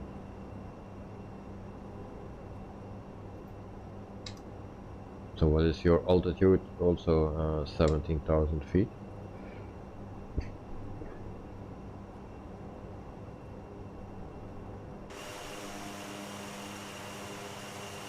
And then Peter, I know that you are a fly-by-wire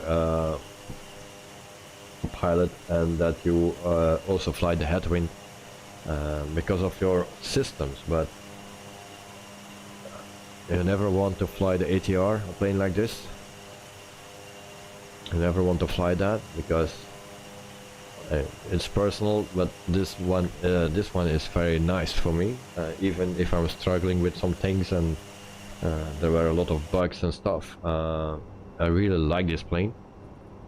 So also for landing, of course, maybe it was all beginner's luck, and that's with every plane, that everything works fine the first time I fly it, and then afterwards it gets very crazy.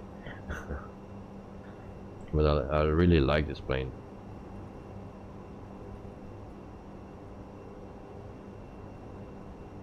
And it's not the most beautiful maybe, but I really like it. Good night, where is Joe? I think he's still sleeping, mate. Joe was this morning in my stream, but I think he's sleeping.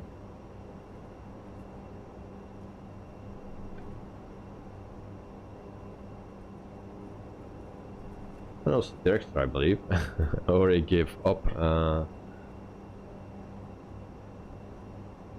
And maybe I need to do something when we have time all together, and without doing a stream, but then just learn the planes by ourselves and or together. So Peter, I don't know yet. I want to first have my system running at 200% for some time, and then I see I will buy the ATR. Yeah.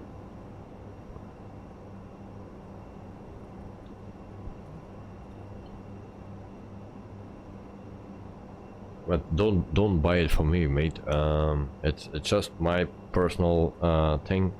I like this plane, like I like the 146 as well. And there are many people that don't like it, but I like it. It's just a personal thing.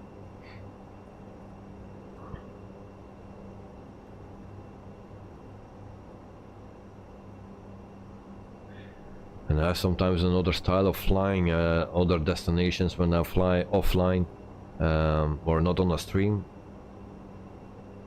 I mostly land at shorter runways, smaller airports, because I don't like the big airports. I like the cozy ones.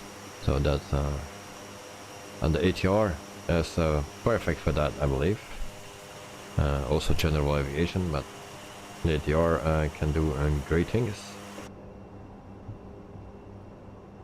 So we'll see how we land this thing. Like I said, the first time it went wonderful and a good landing, but this is not the first time anymore. Beginner's luck is gone.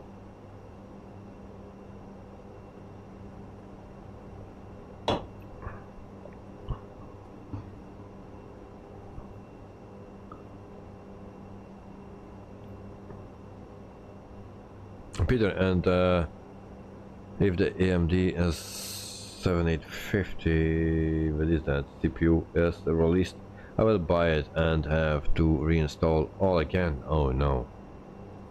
Why you need to reinstall all again?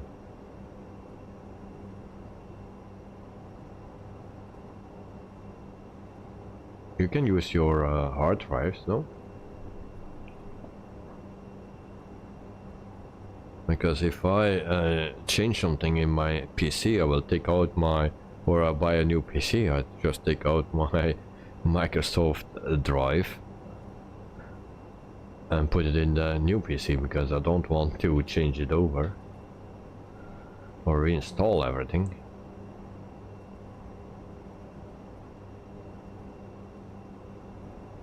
So 191 to our top of descent.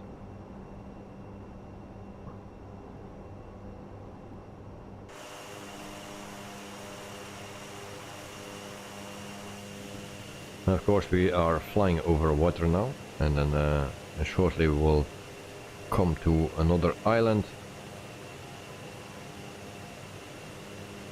Is it St. Croix, or is that the city? So that is the airport. What is that called? TISX Henry Rolson Airport.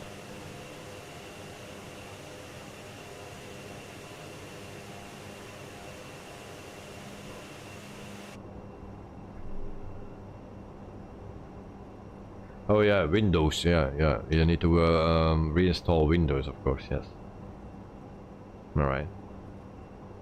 That makes sense.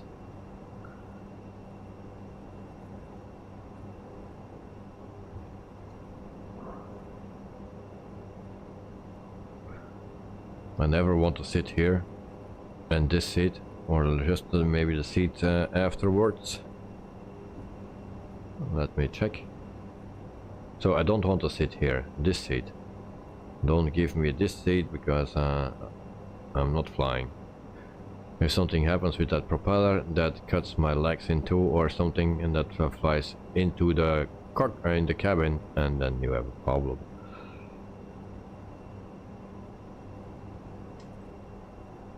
And then Peter, it's otherwise it's still unknown when that CPU will be released. Yeah.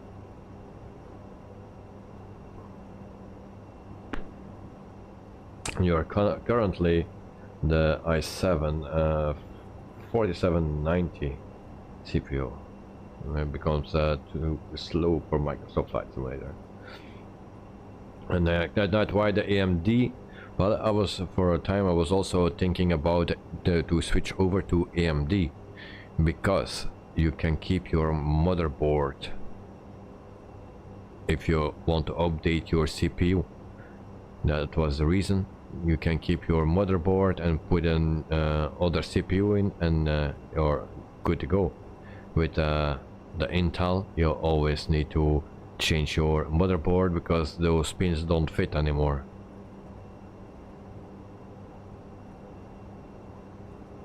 And right now the best CPU for Microsoft Flight Simulator is the i9-13900.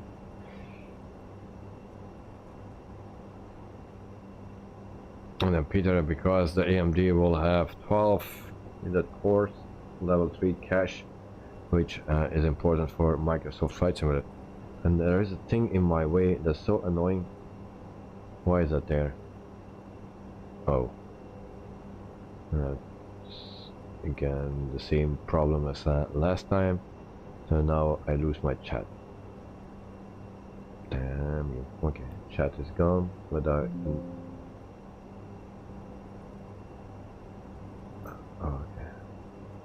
Docs, chat. Alright, now it's gone. So because of the AMD will have 120k level 3 cache, which is important for Microsoft Flight Simulator. Okay, now I can read it.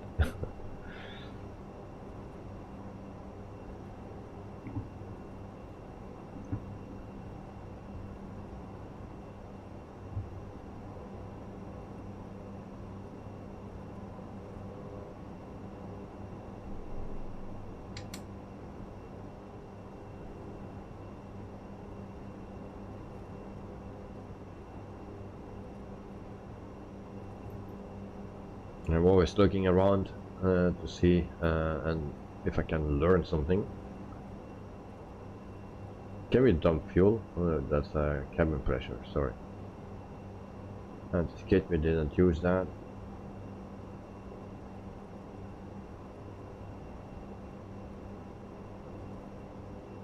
Oh, and we can also use this.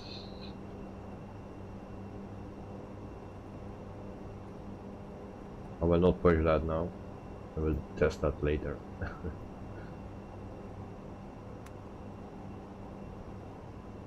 And I was looking for that chrono button. It's also right here. Didn't know that anymore.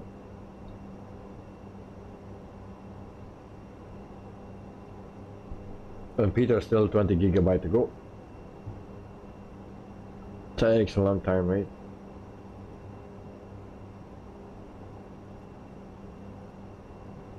Dexter in the air, 7,000 feet climbing. I am scared. Right. We have some nice clouds. Where are you? That's it. Purple. There we have him. Okay. Welcome to the sky. I'm coming towards you. Dexter, I'm not on top of things here. Well, that's the fun part, mate. That's the fun part.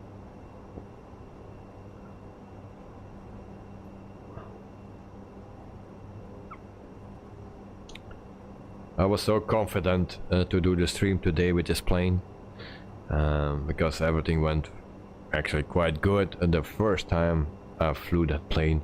But then after that update, I didn't fly it anymore, and then yeah, I found it out today that I was in trouble. Or when it was that? Because I tested it on what already out before the weekend, I think, and I knew I was in trouble. Overspeeding. How do you overspeed, mate? Tell me. What are your settings? See, Drexler is overspeeding while we cannot get up to speed. But he is still climbing. So it's in his climb that... Oh no. Yeah, you have a restriction. That's the thing. You have a restriction. You're not climbing. You're not climbing, that's why. I had that also. I was almost overspeeding because I had a restriction of 5,000 feet. and I didn't know. I just needed to reduce my thrust levers. Yeah. Also, Director, don't forget this button. This is a life changer if your throttles are not work properly, like mine. So if you put that in, then you cannot go to reverse thrust. If you pull that out, you can go to reverse thrust mid-air. Yeah. So put that in just for safety. Peter, no passengers and cargo loading low.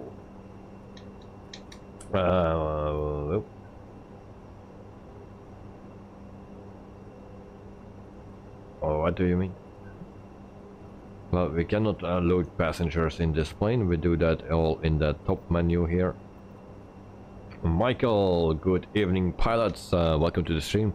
Hope you are doing fine, and thank you for joining. Nice to have you. Now too slow, yeah.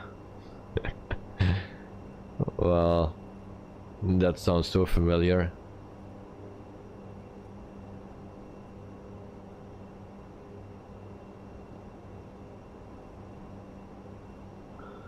So Director is struggling as well. No. Where is he?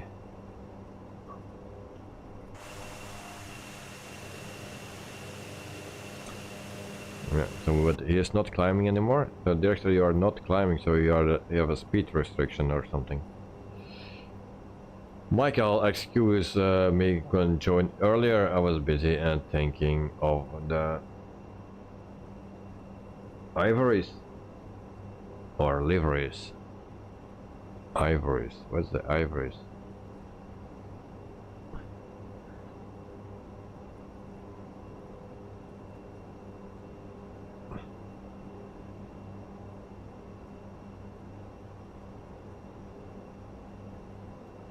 I'm about to overspeed again.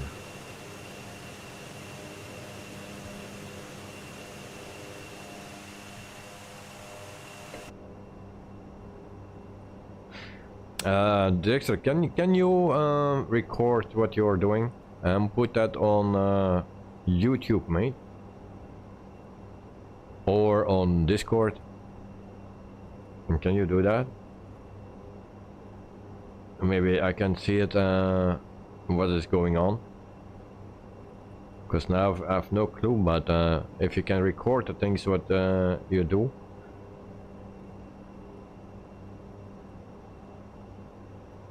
And then I can see it afterwards, what you do. Record this. Yes, like you do your approach, you also record that, and you put it on YouTube, but you can also put it on Discord.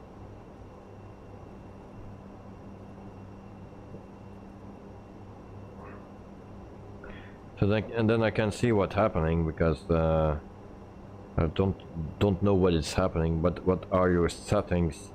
What is your thrust? So try to set your thrust at 65 here. You have that white stuff, that pin set at 65%. Maybe you can also say go to 70. I didn't check that out. If you put that to 70, no. It is actually a click position here, so set that to that. Dexter, it's okay. Thank you, it was. Another time.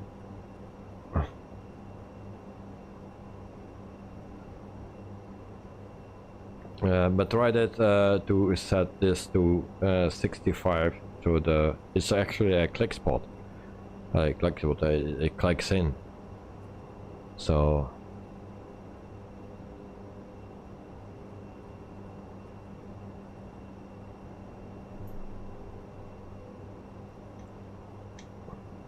you are overspeeding, but yeah, the same thing if I was not climbing with the speed restriction.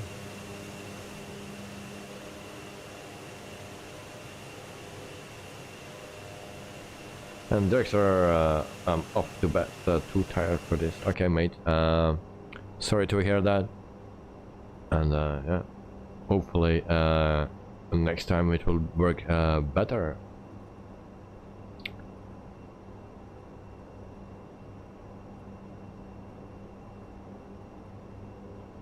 And have a good night, mate. Sleep well. And hope to see you next time. Dexter, no worries, just calling it a day. Yeah, it's yeah, sometimes it's frustrating, of course, that it's not working. And but it's a process where we need to go through. So have a wonderful night, mate. Sleep well, and see you soon. And Dexter, over and out. Michael, I'm not sure, is ATR from France? Yes, I believe. And Dexter, have a good night, mate. Next, it will be much better. Don't worry about it. And then Michael, have a great rest to Dexter. The throttles are calibrated, all working fine, but mid-air and don't react. Oh. That's a strange thing. The mine are not calibrated correctly, and it's very sensitive. Yeah, it's very hard to control it, especially for taxi. I can just better use this than my Honeycomb. Oh, we need to see our top of descent is 126 nautical miles. We are flying for 72 minutes. So that's 1 hour and 12 minutes, almost 13. Also, Dexter, it was set to take off, then climb and stuff, so I don't understand yet as to why it goes wrong. Yeah, but for me it also went almost wrong when I had that 5,000 feet restriction. Then it starts speeding, and I was about getting the speed limit, so I needed to put back the thrust levers, and that worked out for me. And then when we could climb again, I need to reset the thrust levers, and then we start to climb again. Eventually I was climbing fine, but slow.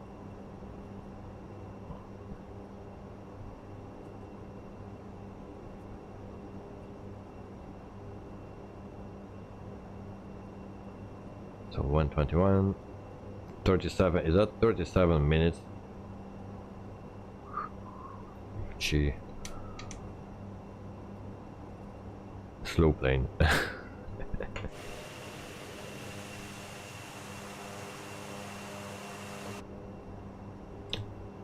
But it don't use a lot of fuel.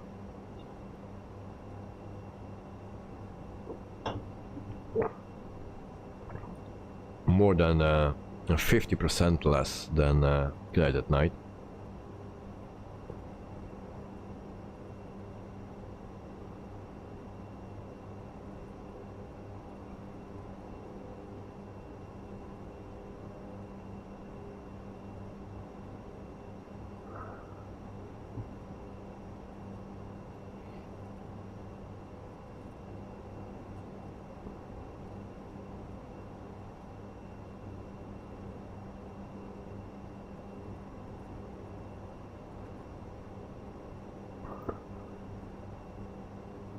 Also, Glide at Night, thank you for the screenshots, mate. And it shows me as a big plane.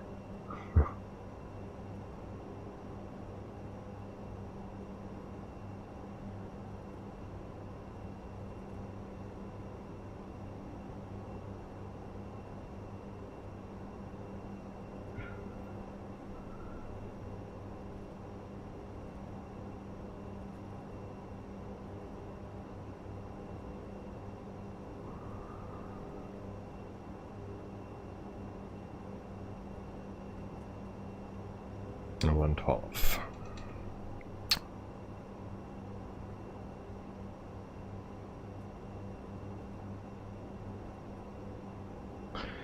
Peter, they will have burned much more fuel even on a such low level for an Airbus. Yes, indeed. Indeed. But even if he is higher, he also use a lot more fuel. And I have 60 minutes reserve fuel normally. So where is my fuel actually? Can I see my fuel? Can we click on this screen also? We need to go here.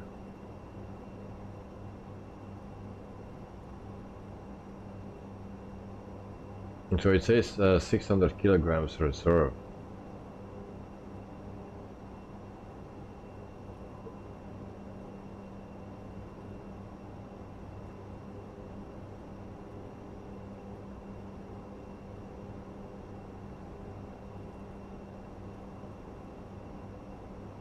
Juliano, if I pronounce that correctly, welcome to the stream. And GSX, what is a GSX?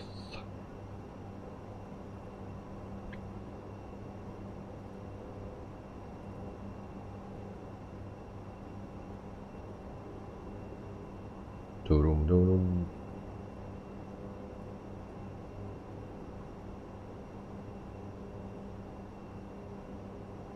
So we have still 1746. So how much we burned already? So we had in 2007 we have burned 1000 kilograms of fuel. 1000.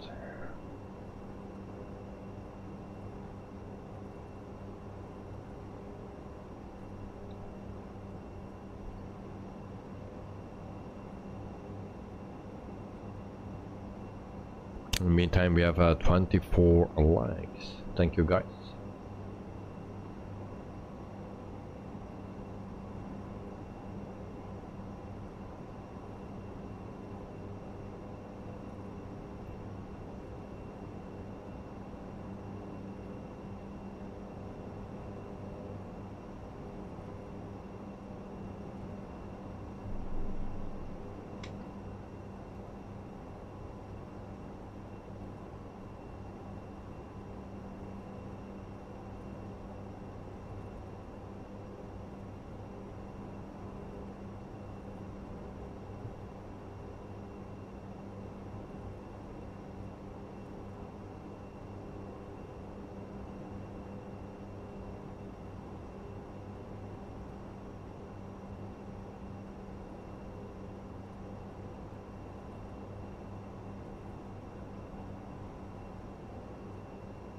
So 96 nautical miles. And do we enter something? I think we need to enter something for our destination, for our ILS.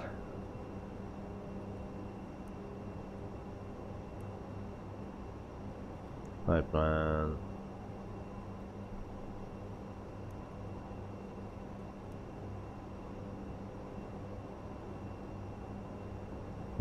Peter, start the countdown, still 10 gigabytes to go.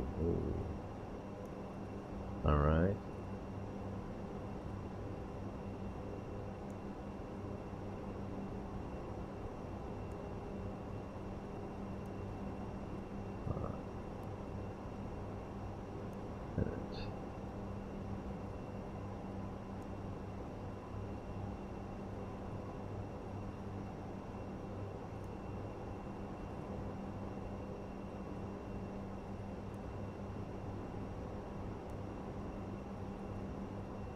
So the blue is actually the one that is selected, or one.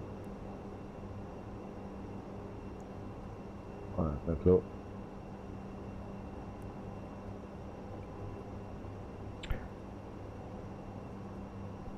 Average speed 88.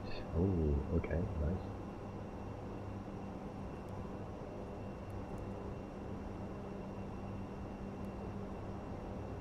So I found somewhere where we can put in temperature and stuff, but I don't find it anymore. Manual, dude. Performance. Weight also not.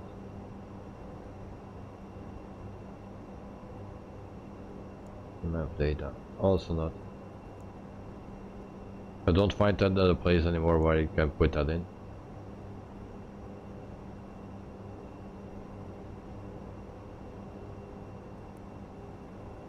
PNAP.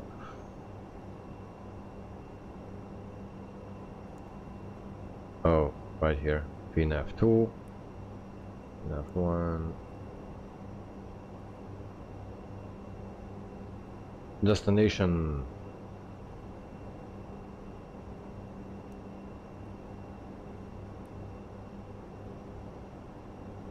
So do we have a meter for that? Performance. Takeoff data. Landing. No reverse. Dry.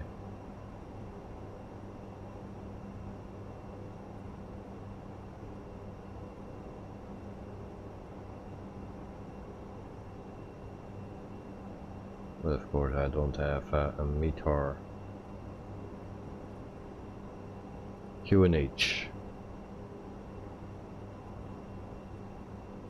Where we get that meter?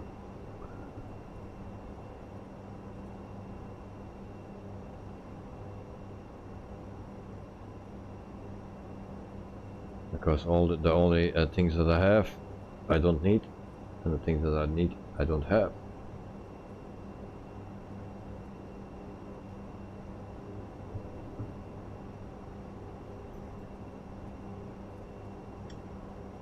Night at night, do you have the temperature for the destination airport and the QNH?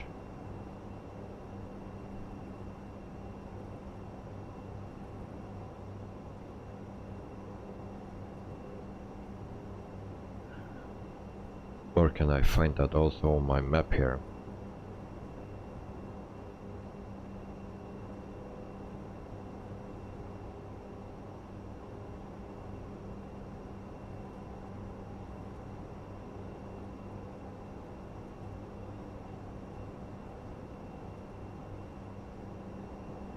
Seems not.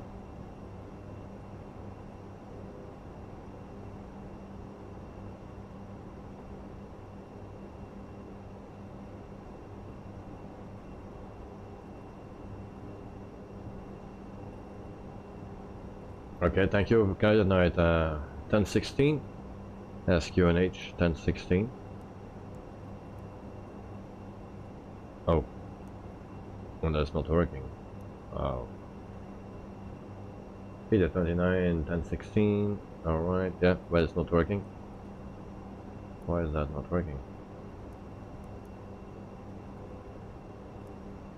So where is that?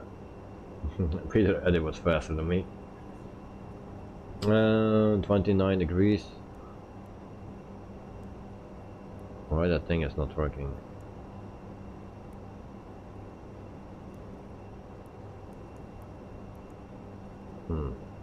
Okay. So that is not working.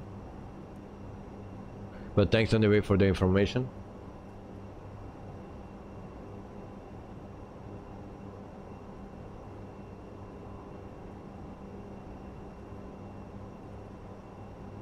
Flight plan progress 17 nautical miles to go.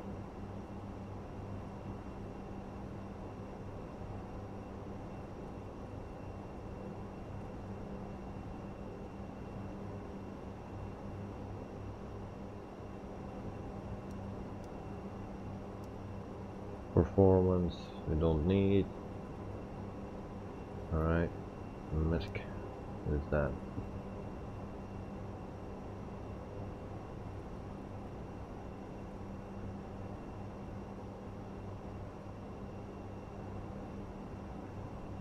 And how I can put my ILS frequency in.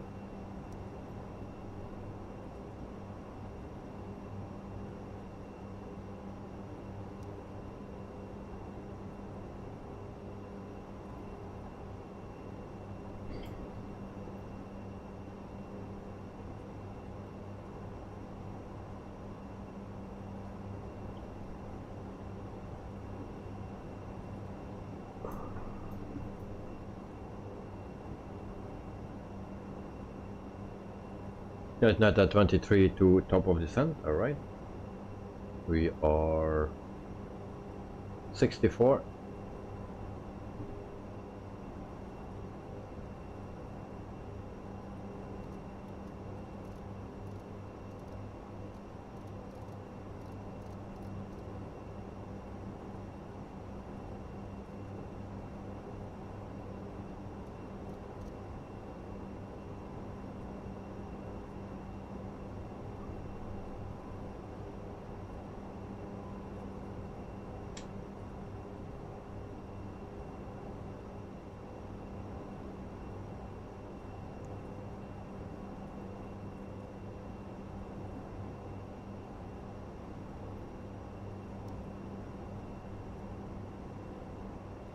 Okay, here.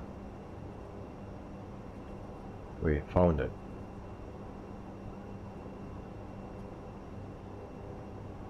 And so I go to Navigraph. Hopefully there is no update. Unload. Import flight plan from SimBrief. Download. And then we go to our destination. Then we go to a chart. Of course, all update. Kevin Davis, I'm back. Oh, welcome back, mate. Welcome back. So,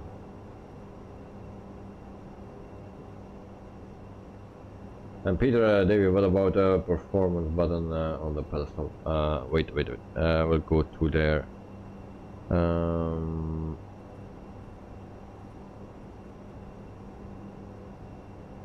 Airport, open chart, approach, runway, what was that? 12, I believe.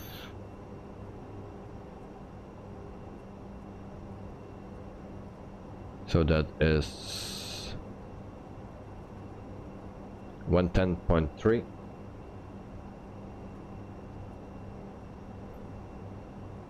Plus 110.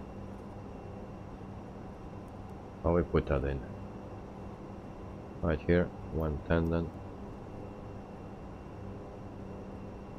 1.3 and 0. That's an 8. Escape. Once again. 110.0 there. That's also not correct. Okay, once again. 110.3 and 0. That's it. Enter. And why that always goes to that one? You can also set that auto. Runway 12, yes. So why that goes to? Let's again. Not good. So if we take this one, the standby then, 110.30. We can enter, and that is working now. Okay.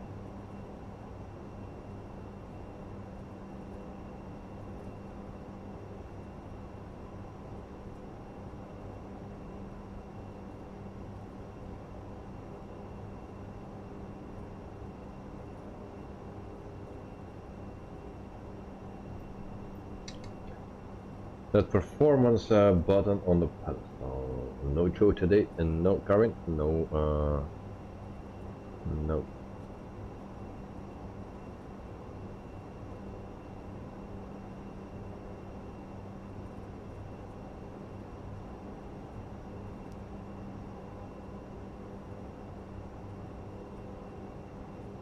So you mean this one? At night, 51 miles to go. For me, 43 nautical miles to go to top of descent, and Peter 3 gigabyte to go.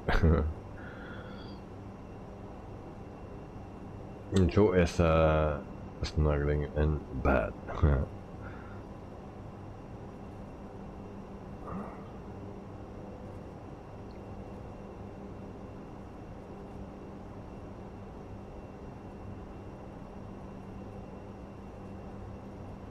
So that bleed, there was something with that bleed. I was looking for that.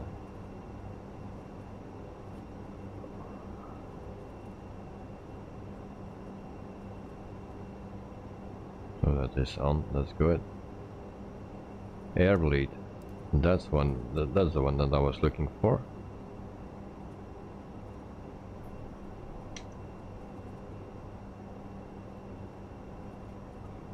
Can we now pretend that David is drinking beer with Coke?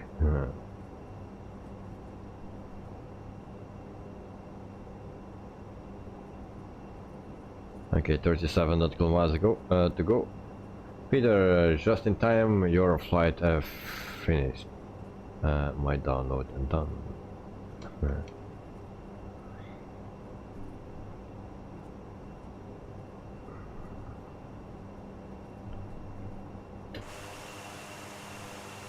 Okay, tonight is descending 14,300 feet. And there we have a volcano. So where are we?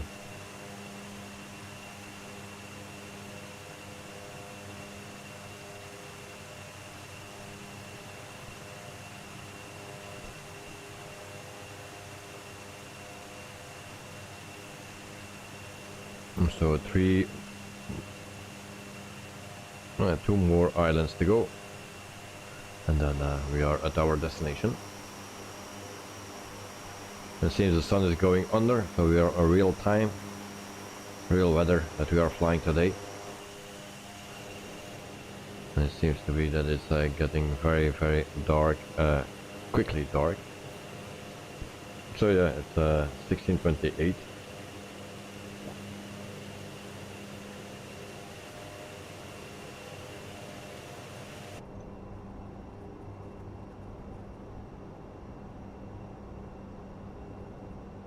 And then we go back to Andy.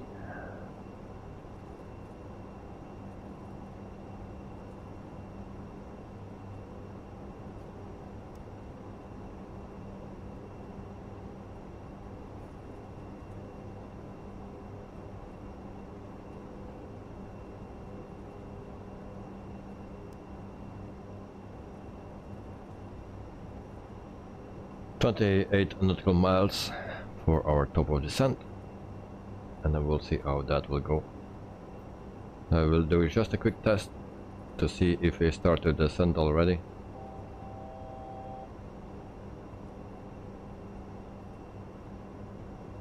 Oh, you're lucky, I believe.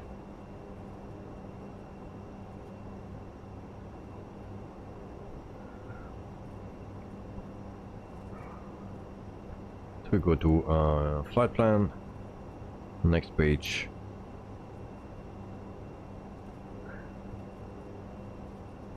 Elevation will be 16 feet.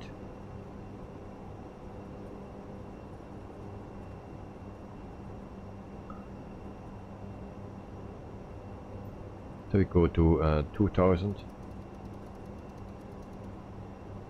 Let's say, can I do that with my buttons here? Oh, and I think we start descending now. That's not a good thing.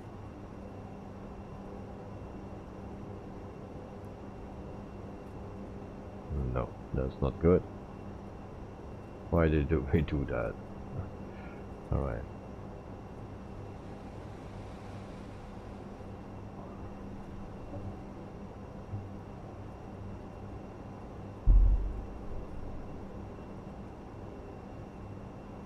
Something is mapped wrong with this plane. Peter, last bits are entering. Okay.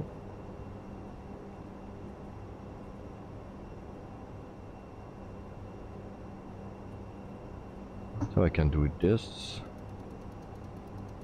without descending. 10,000 feet.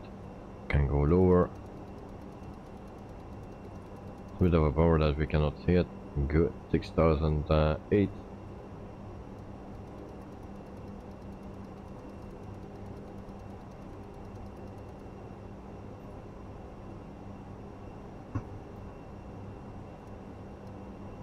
that's 2,000 feet.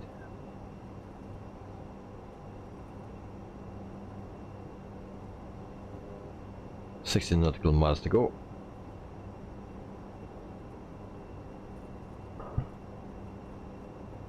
And then we are 55 nautical miles out for our destination.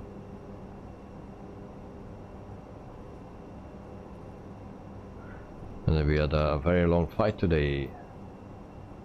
Already 97 minutes in the air.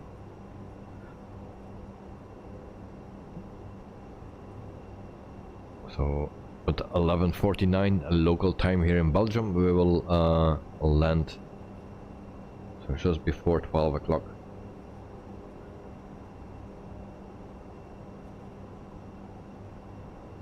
Now, do you activate reverse thrust on touchdown or before on touchdown? Not before. How did it meet air in this plane? That was scary.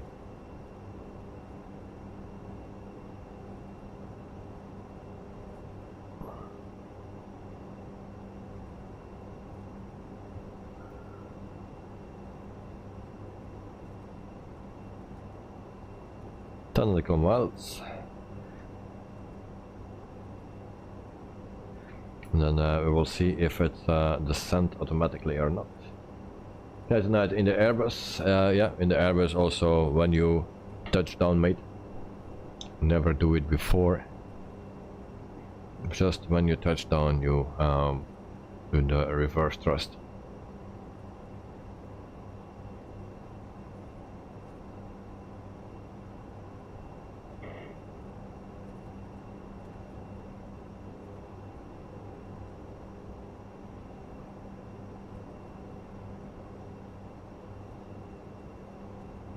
And 7 to go. And then we zoom out a bit. Can we?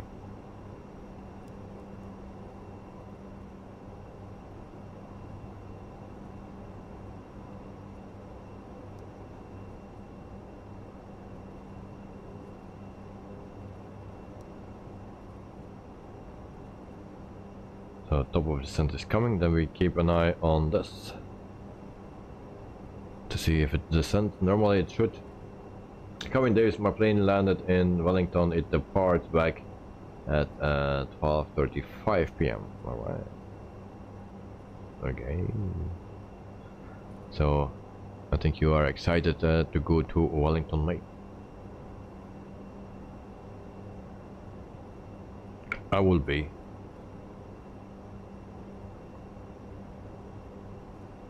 So, and 2 nautical miles, and then we start our descent.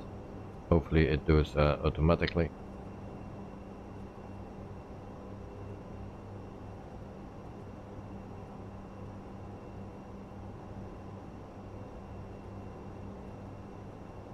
One nautical mile.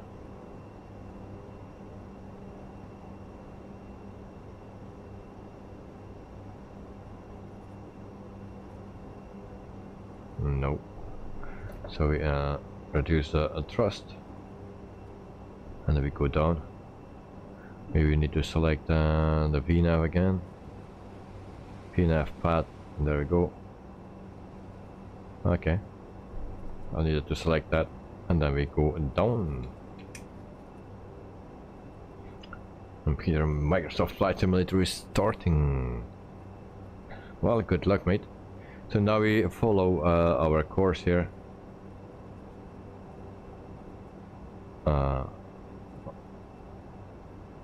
It's doing everything automatically. It goes to 3,600 feet.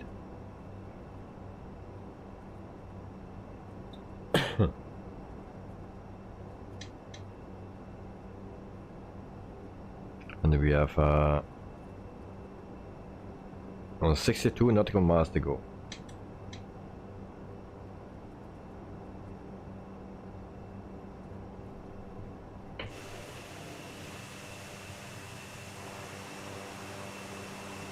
And hopefully we land before the dark.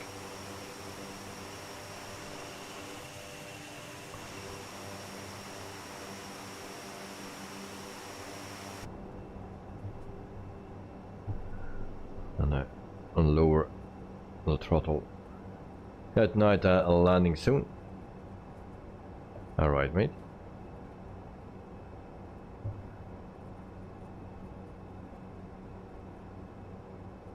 When I board my plane, I am walking to the rear stair tarmac, and I will say there she is. I usually touch the plane and say be safe, plane. It will, mate, don't worry. We'll have a nice flight, so don't worry.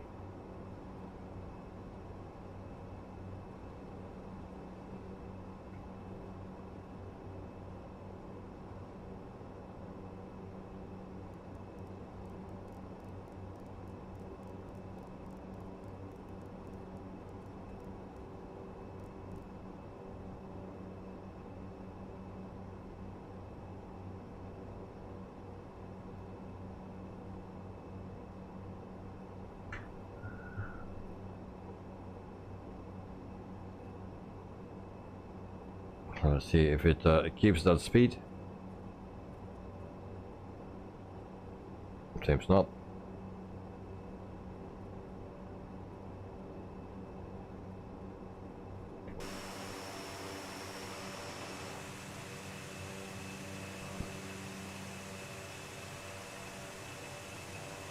And so far so good.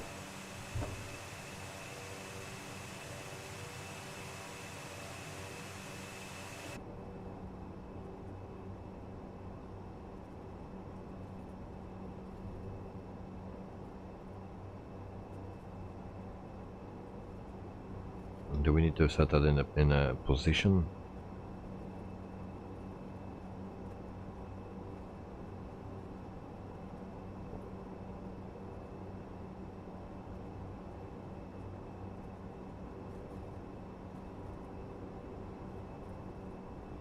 And Karen, the last time I was in Wellington was November 22. Yeah, I remember that.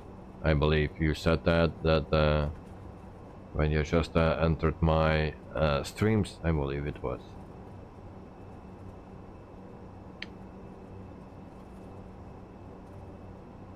Or not just, but you told me that you were going there in Wellington. So I remember that.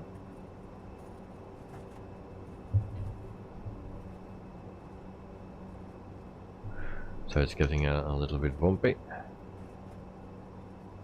And Kinetic Knight landed safely. Okay, so we need to do that just the same as Kinetic Knight.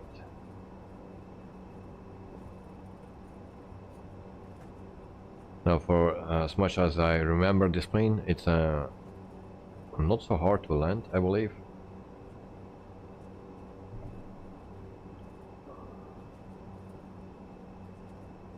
But of course, it's Monday. 10,000 feet. You can turn on seatbelt sign, and then also landing lights on.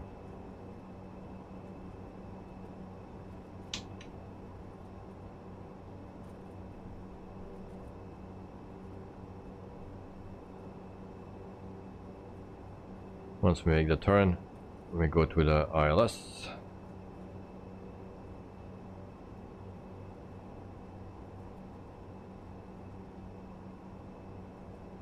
Actually, it changed automatically, I believe. 10,000 feet and 42 nautical miles to go.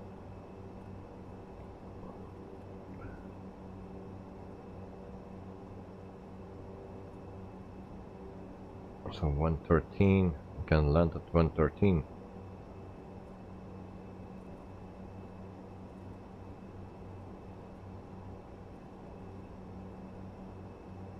And there was somewhere I could put the approach in. Don't remember where it was. Approach speed activated. Activate, that's what it is. Alright.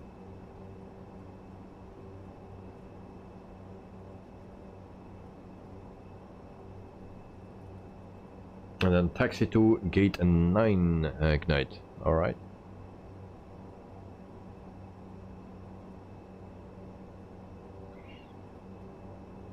Yeah, but I found the thing. Yeah, this I also need to click that. Wait until we make the turn, and then we click that, and then we also activate the speed, approach speed.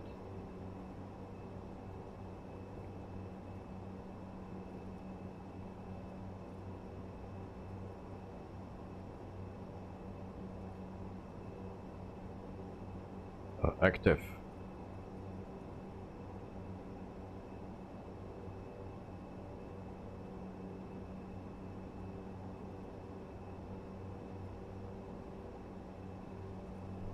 And I also need to set this to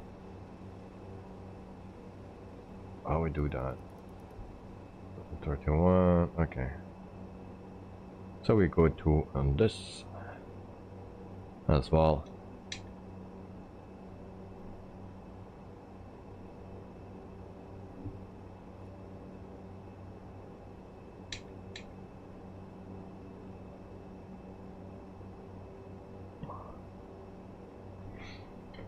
So actually this is still easy in this plane, still pretty easy.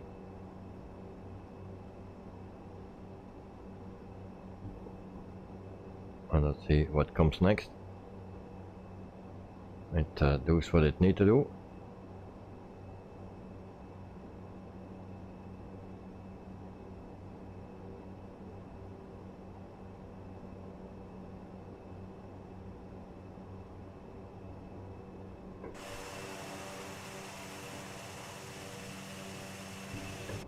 I will not use the thrust reversers. I think we have space enough. I'm a bit scared to unlock that. Zoom. Like this. Alright. 6,600 feet. Okay, when it is set. And why is this at 1013 if you have 1016?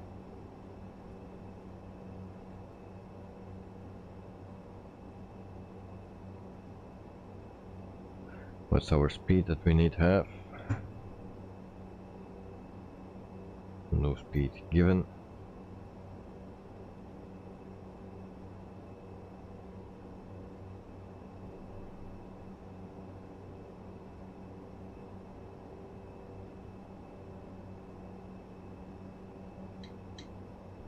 So now I'm curious when it will drop the speed, because the approach is activated.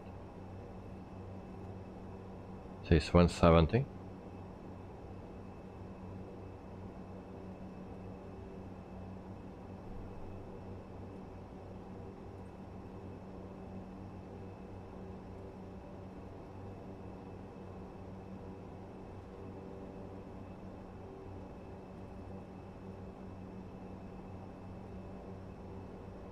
So we need to be at the next waypoint, 3,600 feet.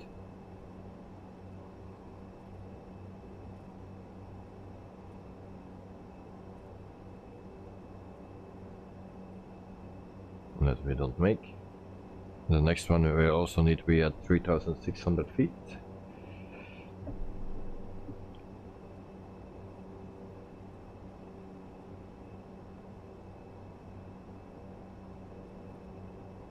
And I will turn off that nameplate, otherwise it's a bit distracting.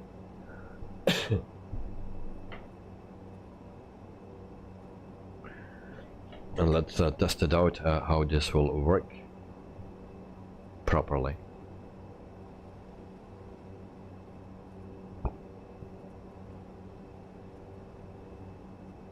So it seems that we make the 3006.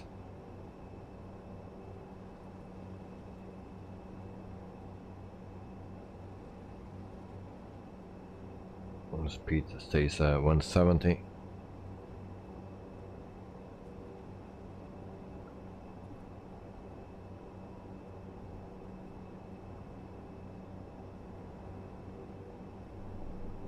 Just testing it out until when it actually drops the speed.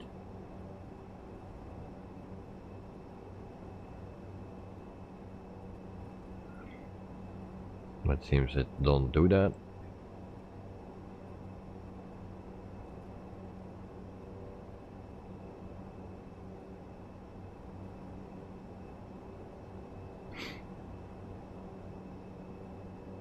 And I need to sneeze. So recording on. No, we cannot forget that. Runway is in sight.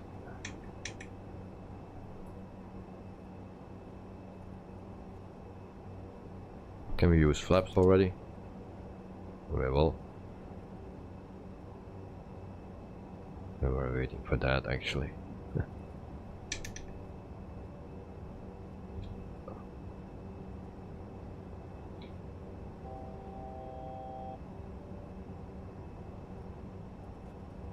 So flaps 15. Kevin Davis, anyway, I got to get ready to drop my car off and head to the airport. See you all next time. Kevin, have a wonderful time in Wellington.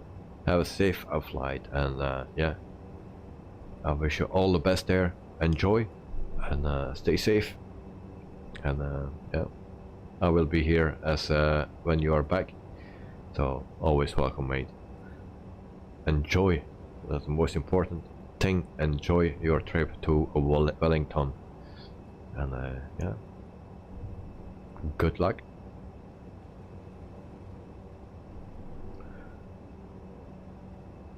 So landing gear out.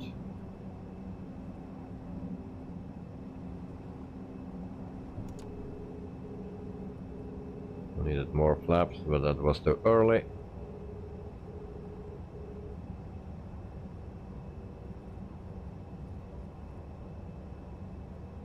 Peter, enjoy your holiday, Carwin. Take it easy, mate. And good night at night. Have a safe flight to Carwin. Okay, guys, we are ready for our arrival. So we are coming at a landing speed. We are too high. Manual control, my plane. We have a message. I don't know what that is. Why we are so still high?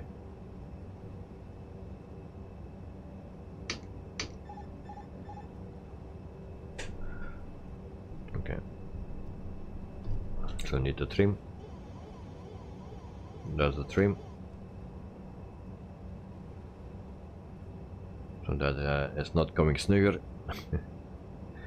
Not going good because we make a lot of speed now. They are too high. Why is that?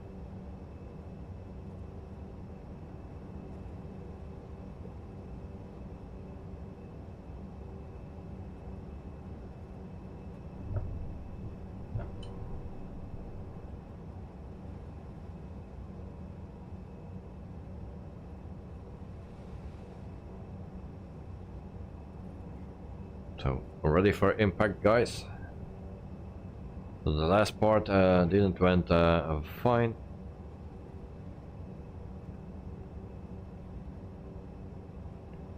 I have a feeling that I need to have a thrust reverse. 200. Ready for impact. 100. 50. 40. 30. 20. 10.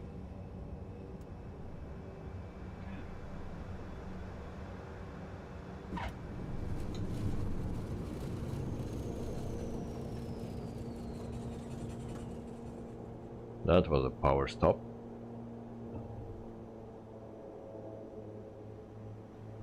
Was I in reverse thrust? Yes, I was. I didn't touch that. Good night, 223. Yeah, something like that. Says on NEWSKY says 191, but doesn't matter.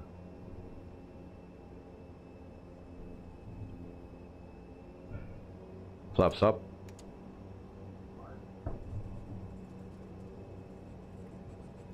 And then we taxi to our runway, taxiway and gate and stuff like that. So that plane that stops very quickly.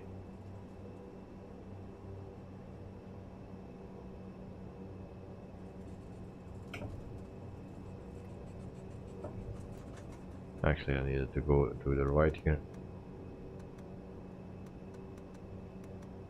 Uh-oh. What's happening? Why I cannot look to the left? Okay, I already get it. Where I need to go? Left or right? Where's Knight? There he is.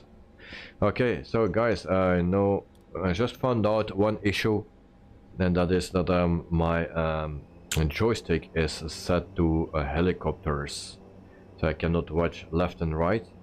The clicking that you hear is my trim, sideways trim. That is what you can hear. That's just my trim sideways. So I was before I was flying an helicopter before the flight, this one. So that's why it's set to helicopter. I forgot to change that.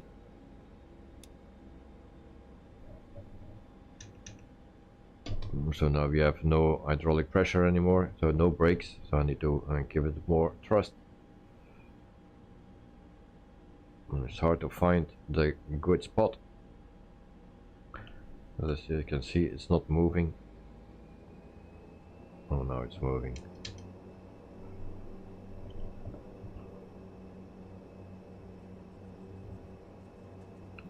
Brake fans on.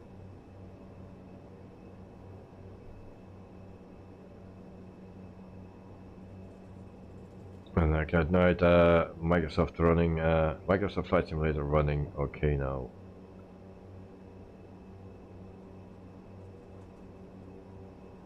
So this is a payware airport as well, and it's a nice one.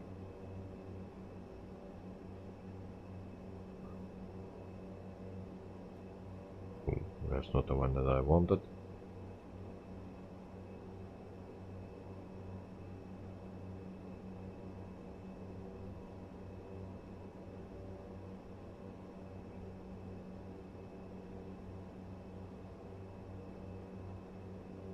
Where we need to go?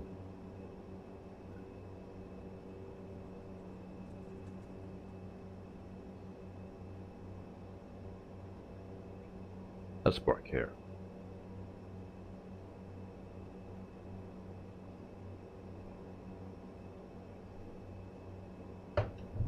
All right. Parking brake set.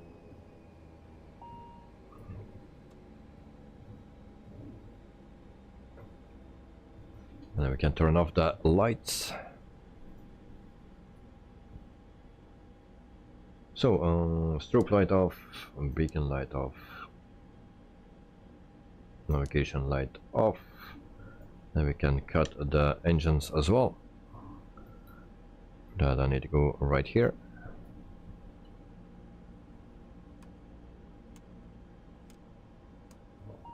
And voila. So, close flight. And then we check out our NEWSKY. So, I have a 9.57 score, great touchdown, 191, distance, okay, that was okay here. No beacon light for 199 seconds and when required. Where is that? Okay, so I have minus 0.43 and we landed at, yeah, just on time. Cat Knight, you made it with the Balls Productions. Thank you very much, mate. Yes, we made it. So yeah, and have a good score. Did we make profit actually?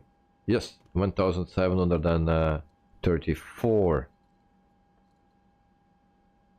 And fuel used 1,227 kilograms of fuel. So that's not really that much. Duration 1 hour and 57 minutes. So that's our flight time. Nice, nice, nice. Okay, we made some profit. We have a good score. We are happy. And Peter, you're well tomorrow testing a full day. Alright, nice. Then we go into the outside here. And just an overview of the airport. So this is the airport. Payware airport. You have actually two airports, I believe, for this. I have the taxi to gate one. This is actually a very nice airport, but I believe the other one is also very nice as well. Peter, nice flight with a not easy aircraft. It's actually not that difficult. And what we see here, that red thing, nice. That's why I about it. So this is a airport, guys. Yeah, I'm very happy with this airport, this place. Yeah, Guadeloupe and duty free. We have more things modeled right here. Check in. You can also go downstairs.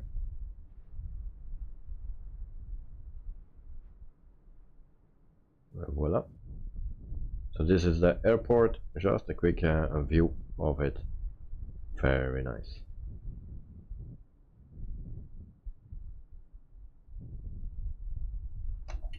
Also the parking lot seems to be okay.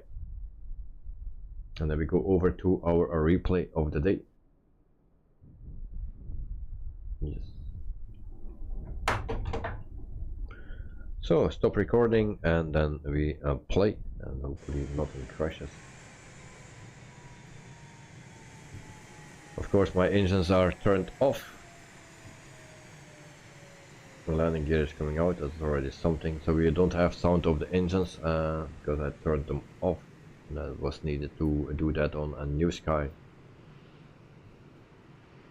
And now we are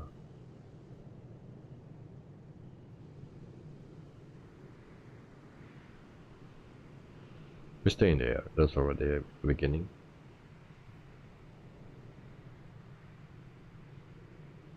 Peter, Davey, if you ever have some time, please help me how to configure the gamepad so I can also travel over and the airport.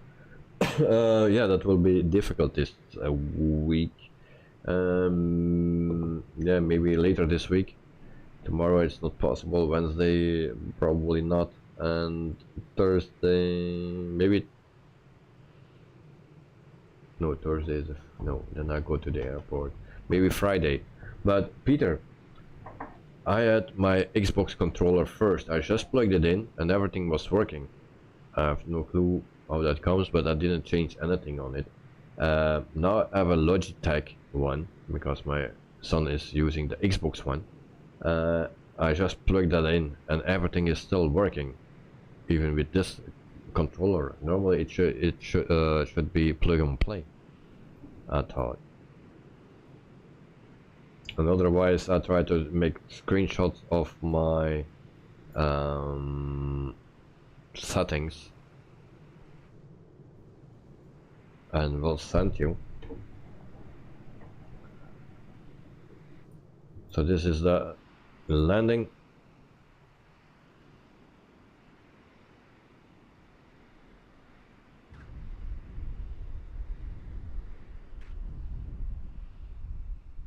Peter, next week is alright. Well, maybe it can be this week. See how quick that plane stops. So that will be probably Friday or so. Because I have my son all the time with me. But normally if you plug it in, it worked. I didn't change anything on it when I plugged it in the first time. Just plug and play. So once again, my landing, and then when you touch down, and then when I push the brakes, right here, up, and it stops. So you don't need a lot of runway. It's even stops earlier than a general aviation plane. So we do that one more time, then from the inside. Which side? Let's take this.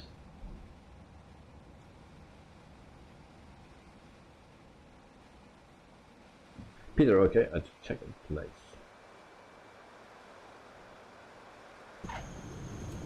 Oh yeah, Peter. Yeah, that's correct. Wednesday you will leave for the rest of the week. Okay, yeah. And then if I cannot make it before Wednesday, then yeah, it will be for next week.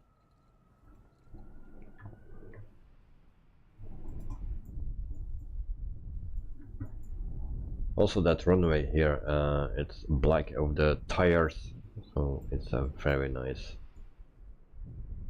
So for the people that are interested in a nice airport and you want to fly in this region, well, check out this airport. You have two of them, and I think both are equal. Look, both very nice. So check it out.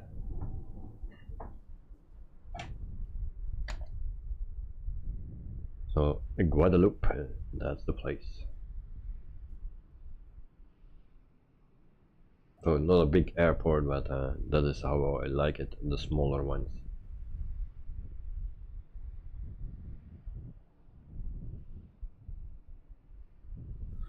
So guys, this was the stream for today, and for this evening. We had a safe landing, and hopefully tomorrow again. For the people that fly with me tomorrow I fly with the Bonanza, the Black Square Bonanza, and departure airport not yet known, and also arrival I don't know yet. We will see when we start. There's no flight plan, we go just a direct. Maybe we add a waypoint just to line up with the runway. Yeah, and everything will be generated in on-air company. That's how it will work.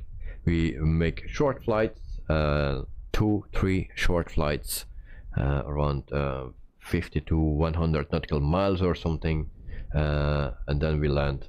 I unload the cargo, load cargo, and we are going again to the next arrival, and so we do that 2-3 times, depending on the time it takes. So that's our flight for tomorrow. We fly on GPS direct, and then just at one waypoint if we have, just to line up and do a manual landing. So that's actually the purpose of tomorrow. We learn to fly some general aviation, and the Black Square is a nice, very nice plane. Yeah, so I will fly the Bonanza. You are free to fly what you want. Of course, don't take a plane that is too slow, otherwise we need to wait, and then we can just do one flight instead of 2 or 3.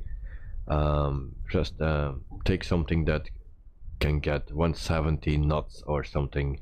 I will be cruising around 160, so to stay with each other, but you can take the Cessna 208, the Bonanza, the Baron. Those planes are standard in the simulator, so you can take those or something similar. Just make sure that you have speed enough. Of course, no jet. Peter, don't worry, I have all the time when I'm at home. Okay, no problem. So guys, I hope to see you all tomorrow, and yeah, that you are ready to fly again. So tomorrow we fly somewhere, Germany, Switzerland, Austria, France, something around there, that location. And yeah, Payware airports, I don't know, it can be that we land at the Payware airport, but I'm not really looking for the ones. I have a few in Germany, so maybe if we are lucky. Peter, hope the same is working fine. I will fly the Arrow 3. Do you have the turbo? Do you have the turbo Arrow? Because the Arrow 3 is just a little bit slow, because you get 140, 145 max, maybe with some wind in the back, 150. But it's okay, no problem. But I fly the Black Square. It's a nice one, and then see if we get some backfires over the engine, because that's possible. I just don't know how to do it. That's a good thing if you don't know that, because then you don't damage anything. Peter, goeienacht Davy, slaap wel, and good night Eddie, and see you tomorrow. Have a good night. So thank you very much, Peter. Slaap wel, maat, and here and next tomorrow.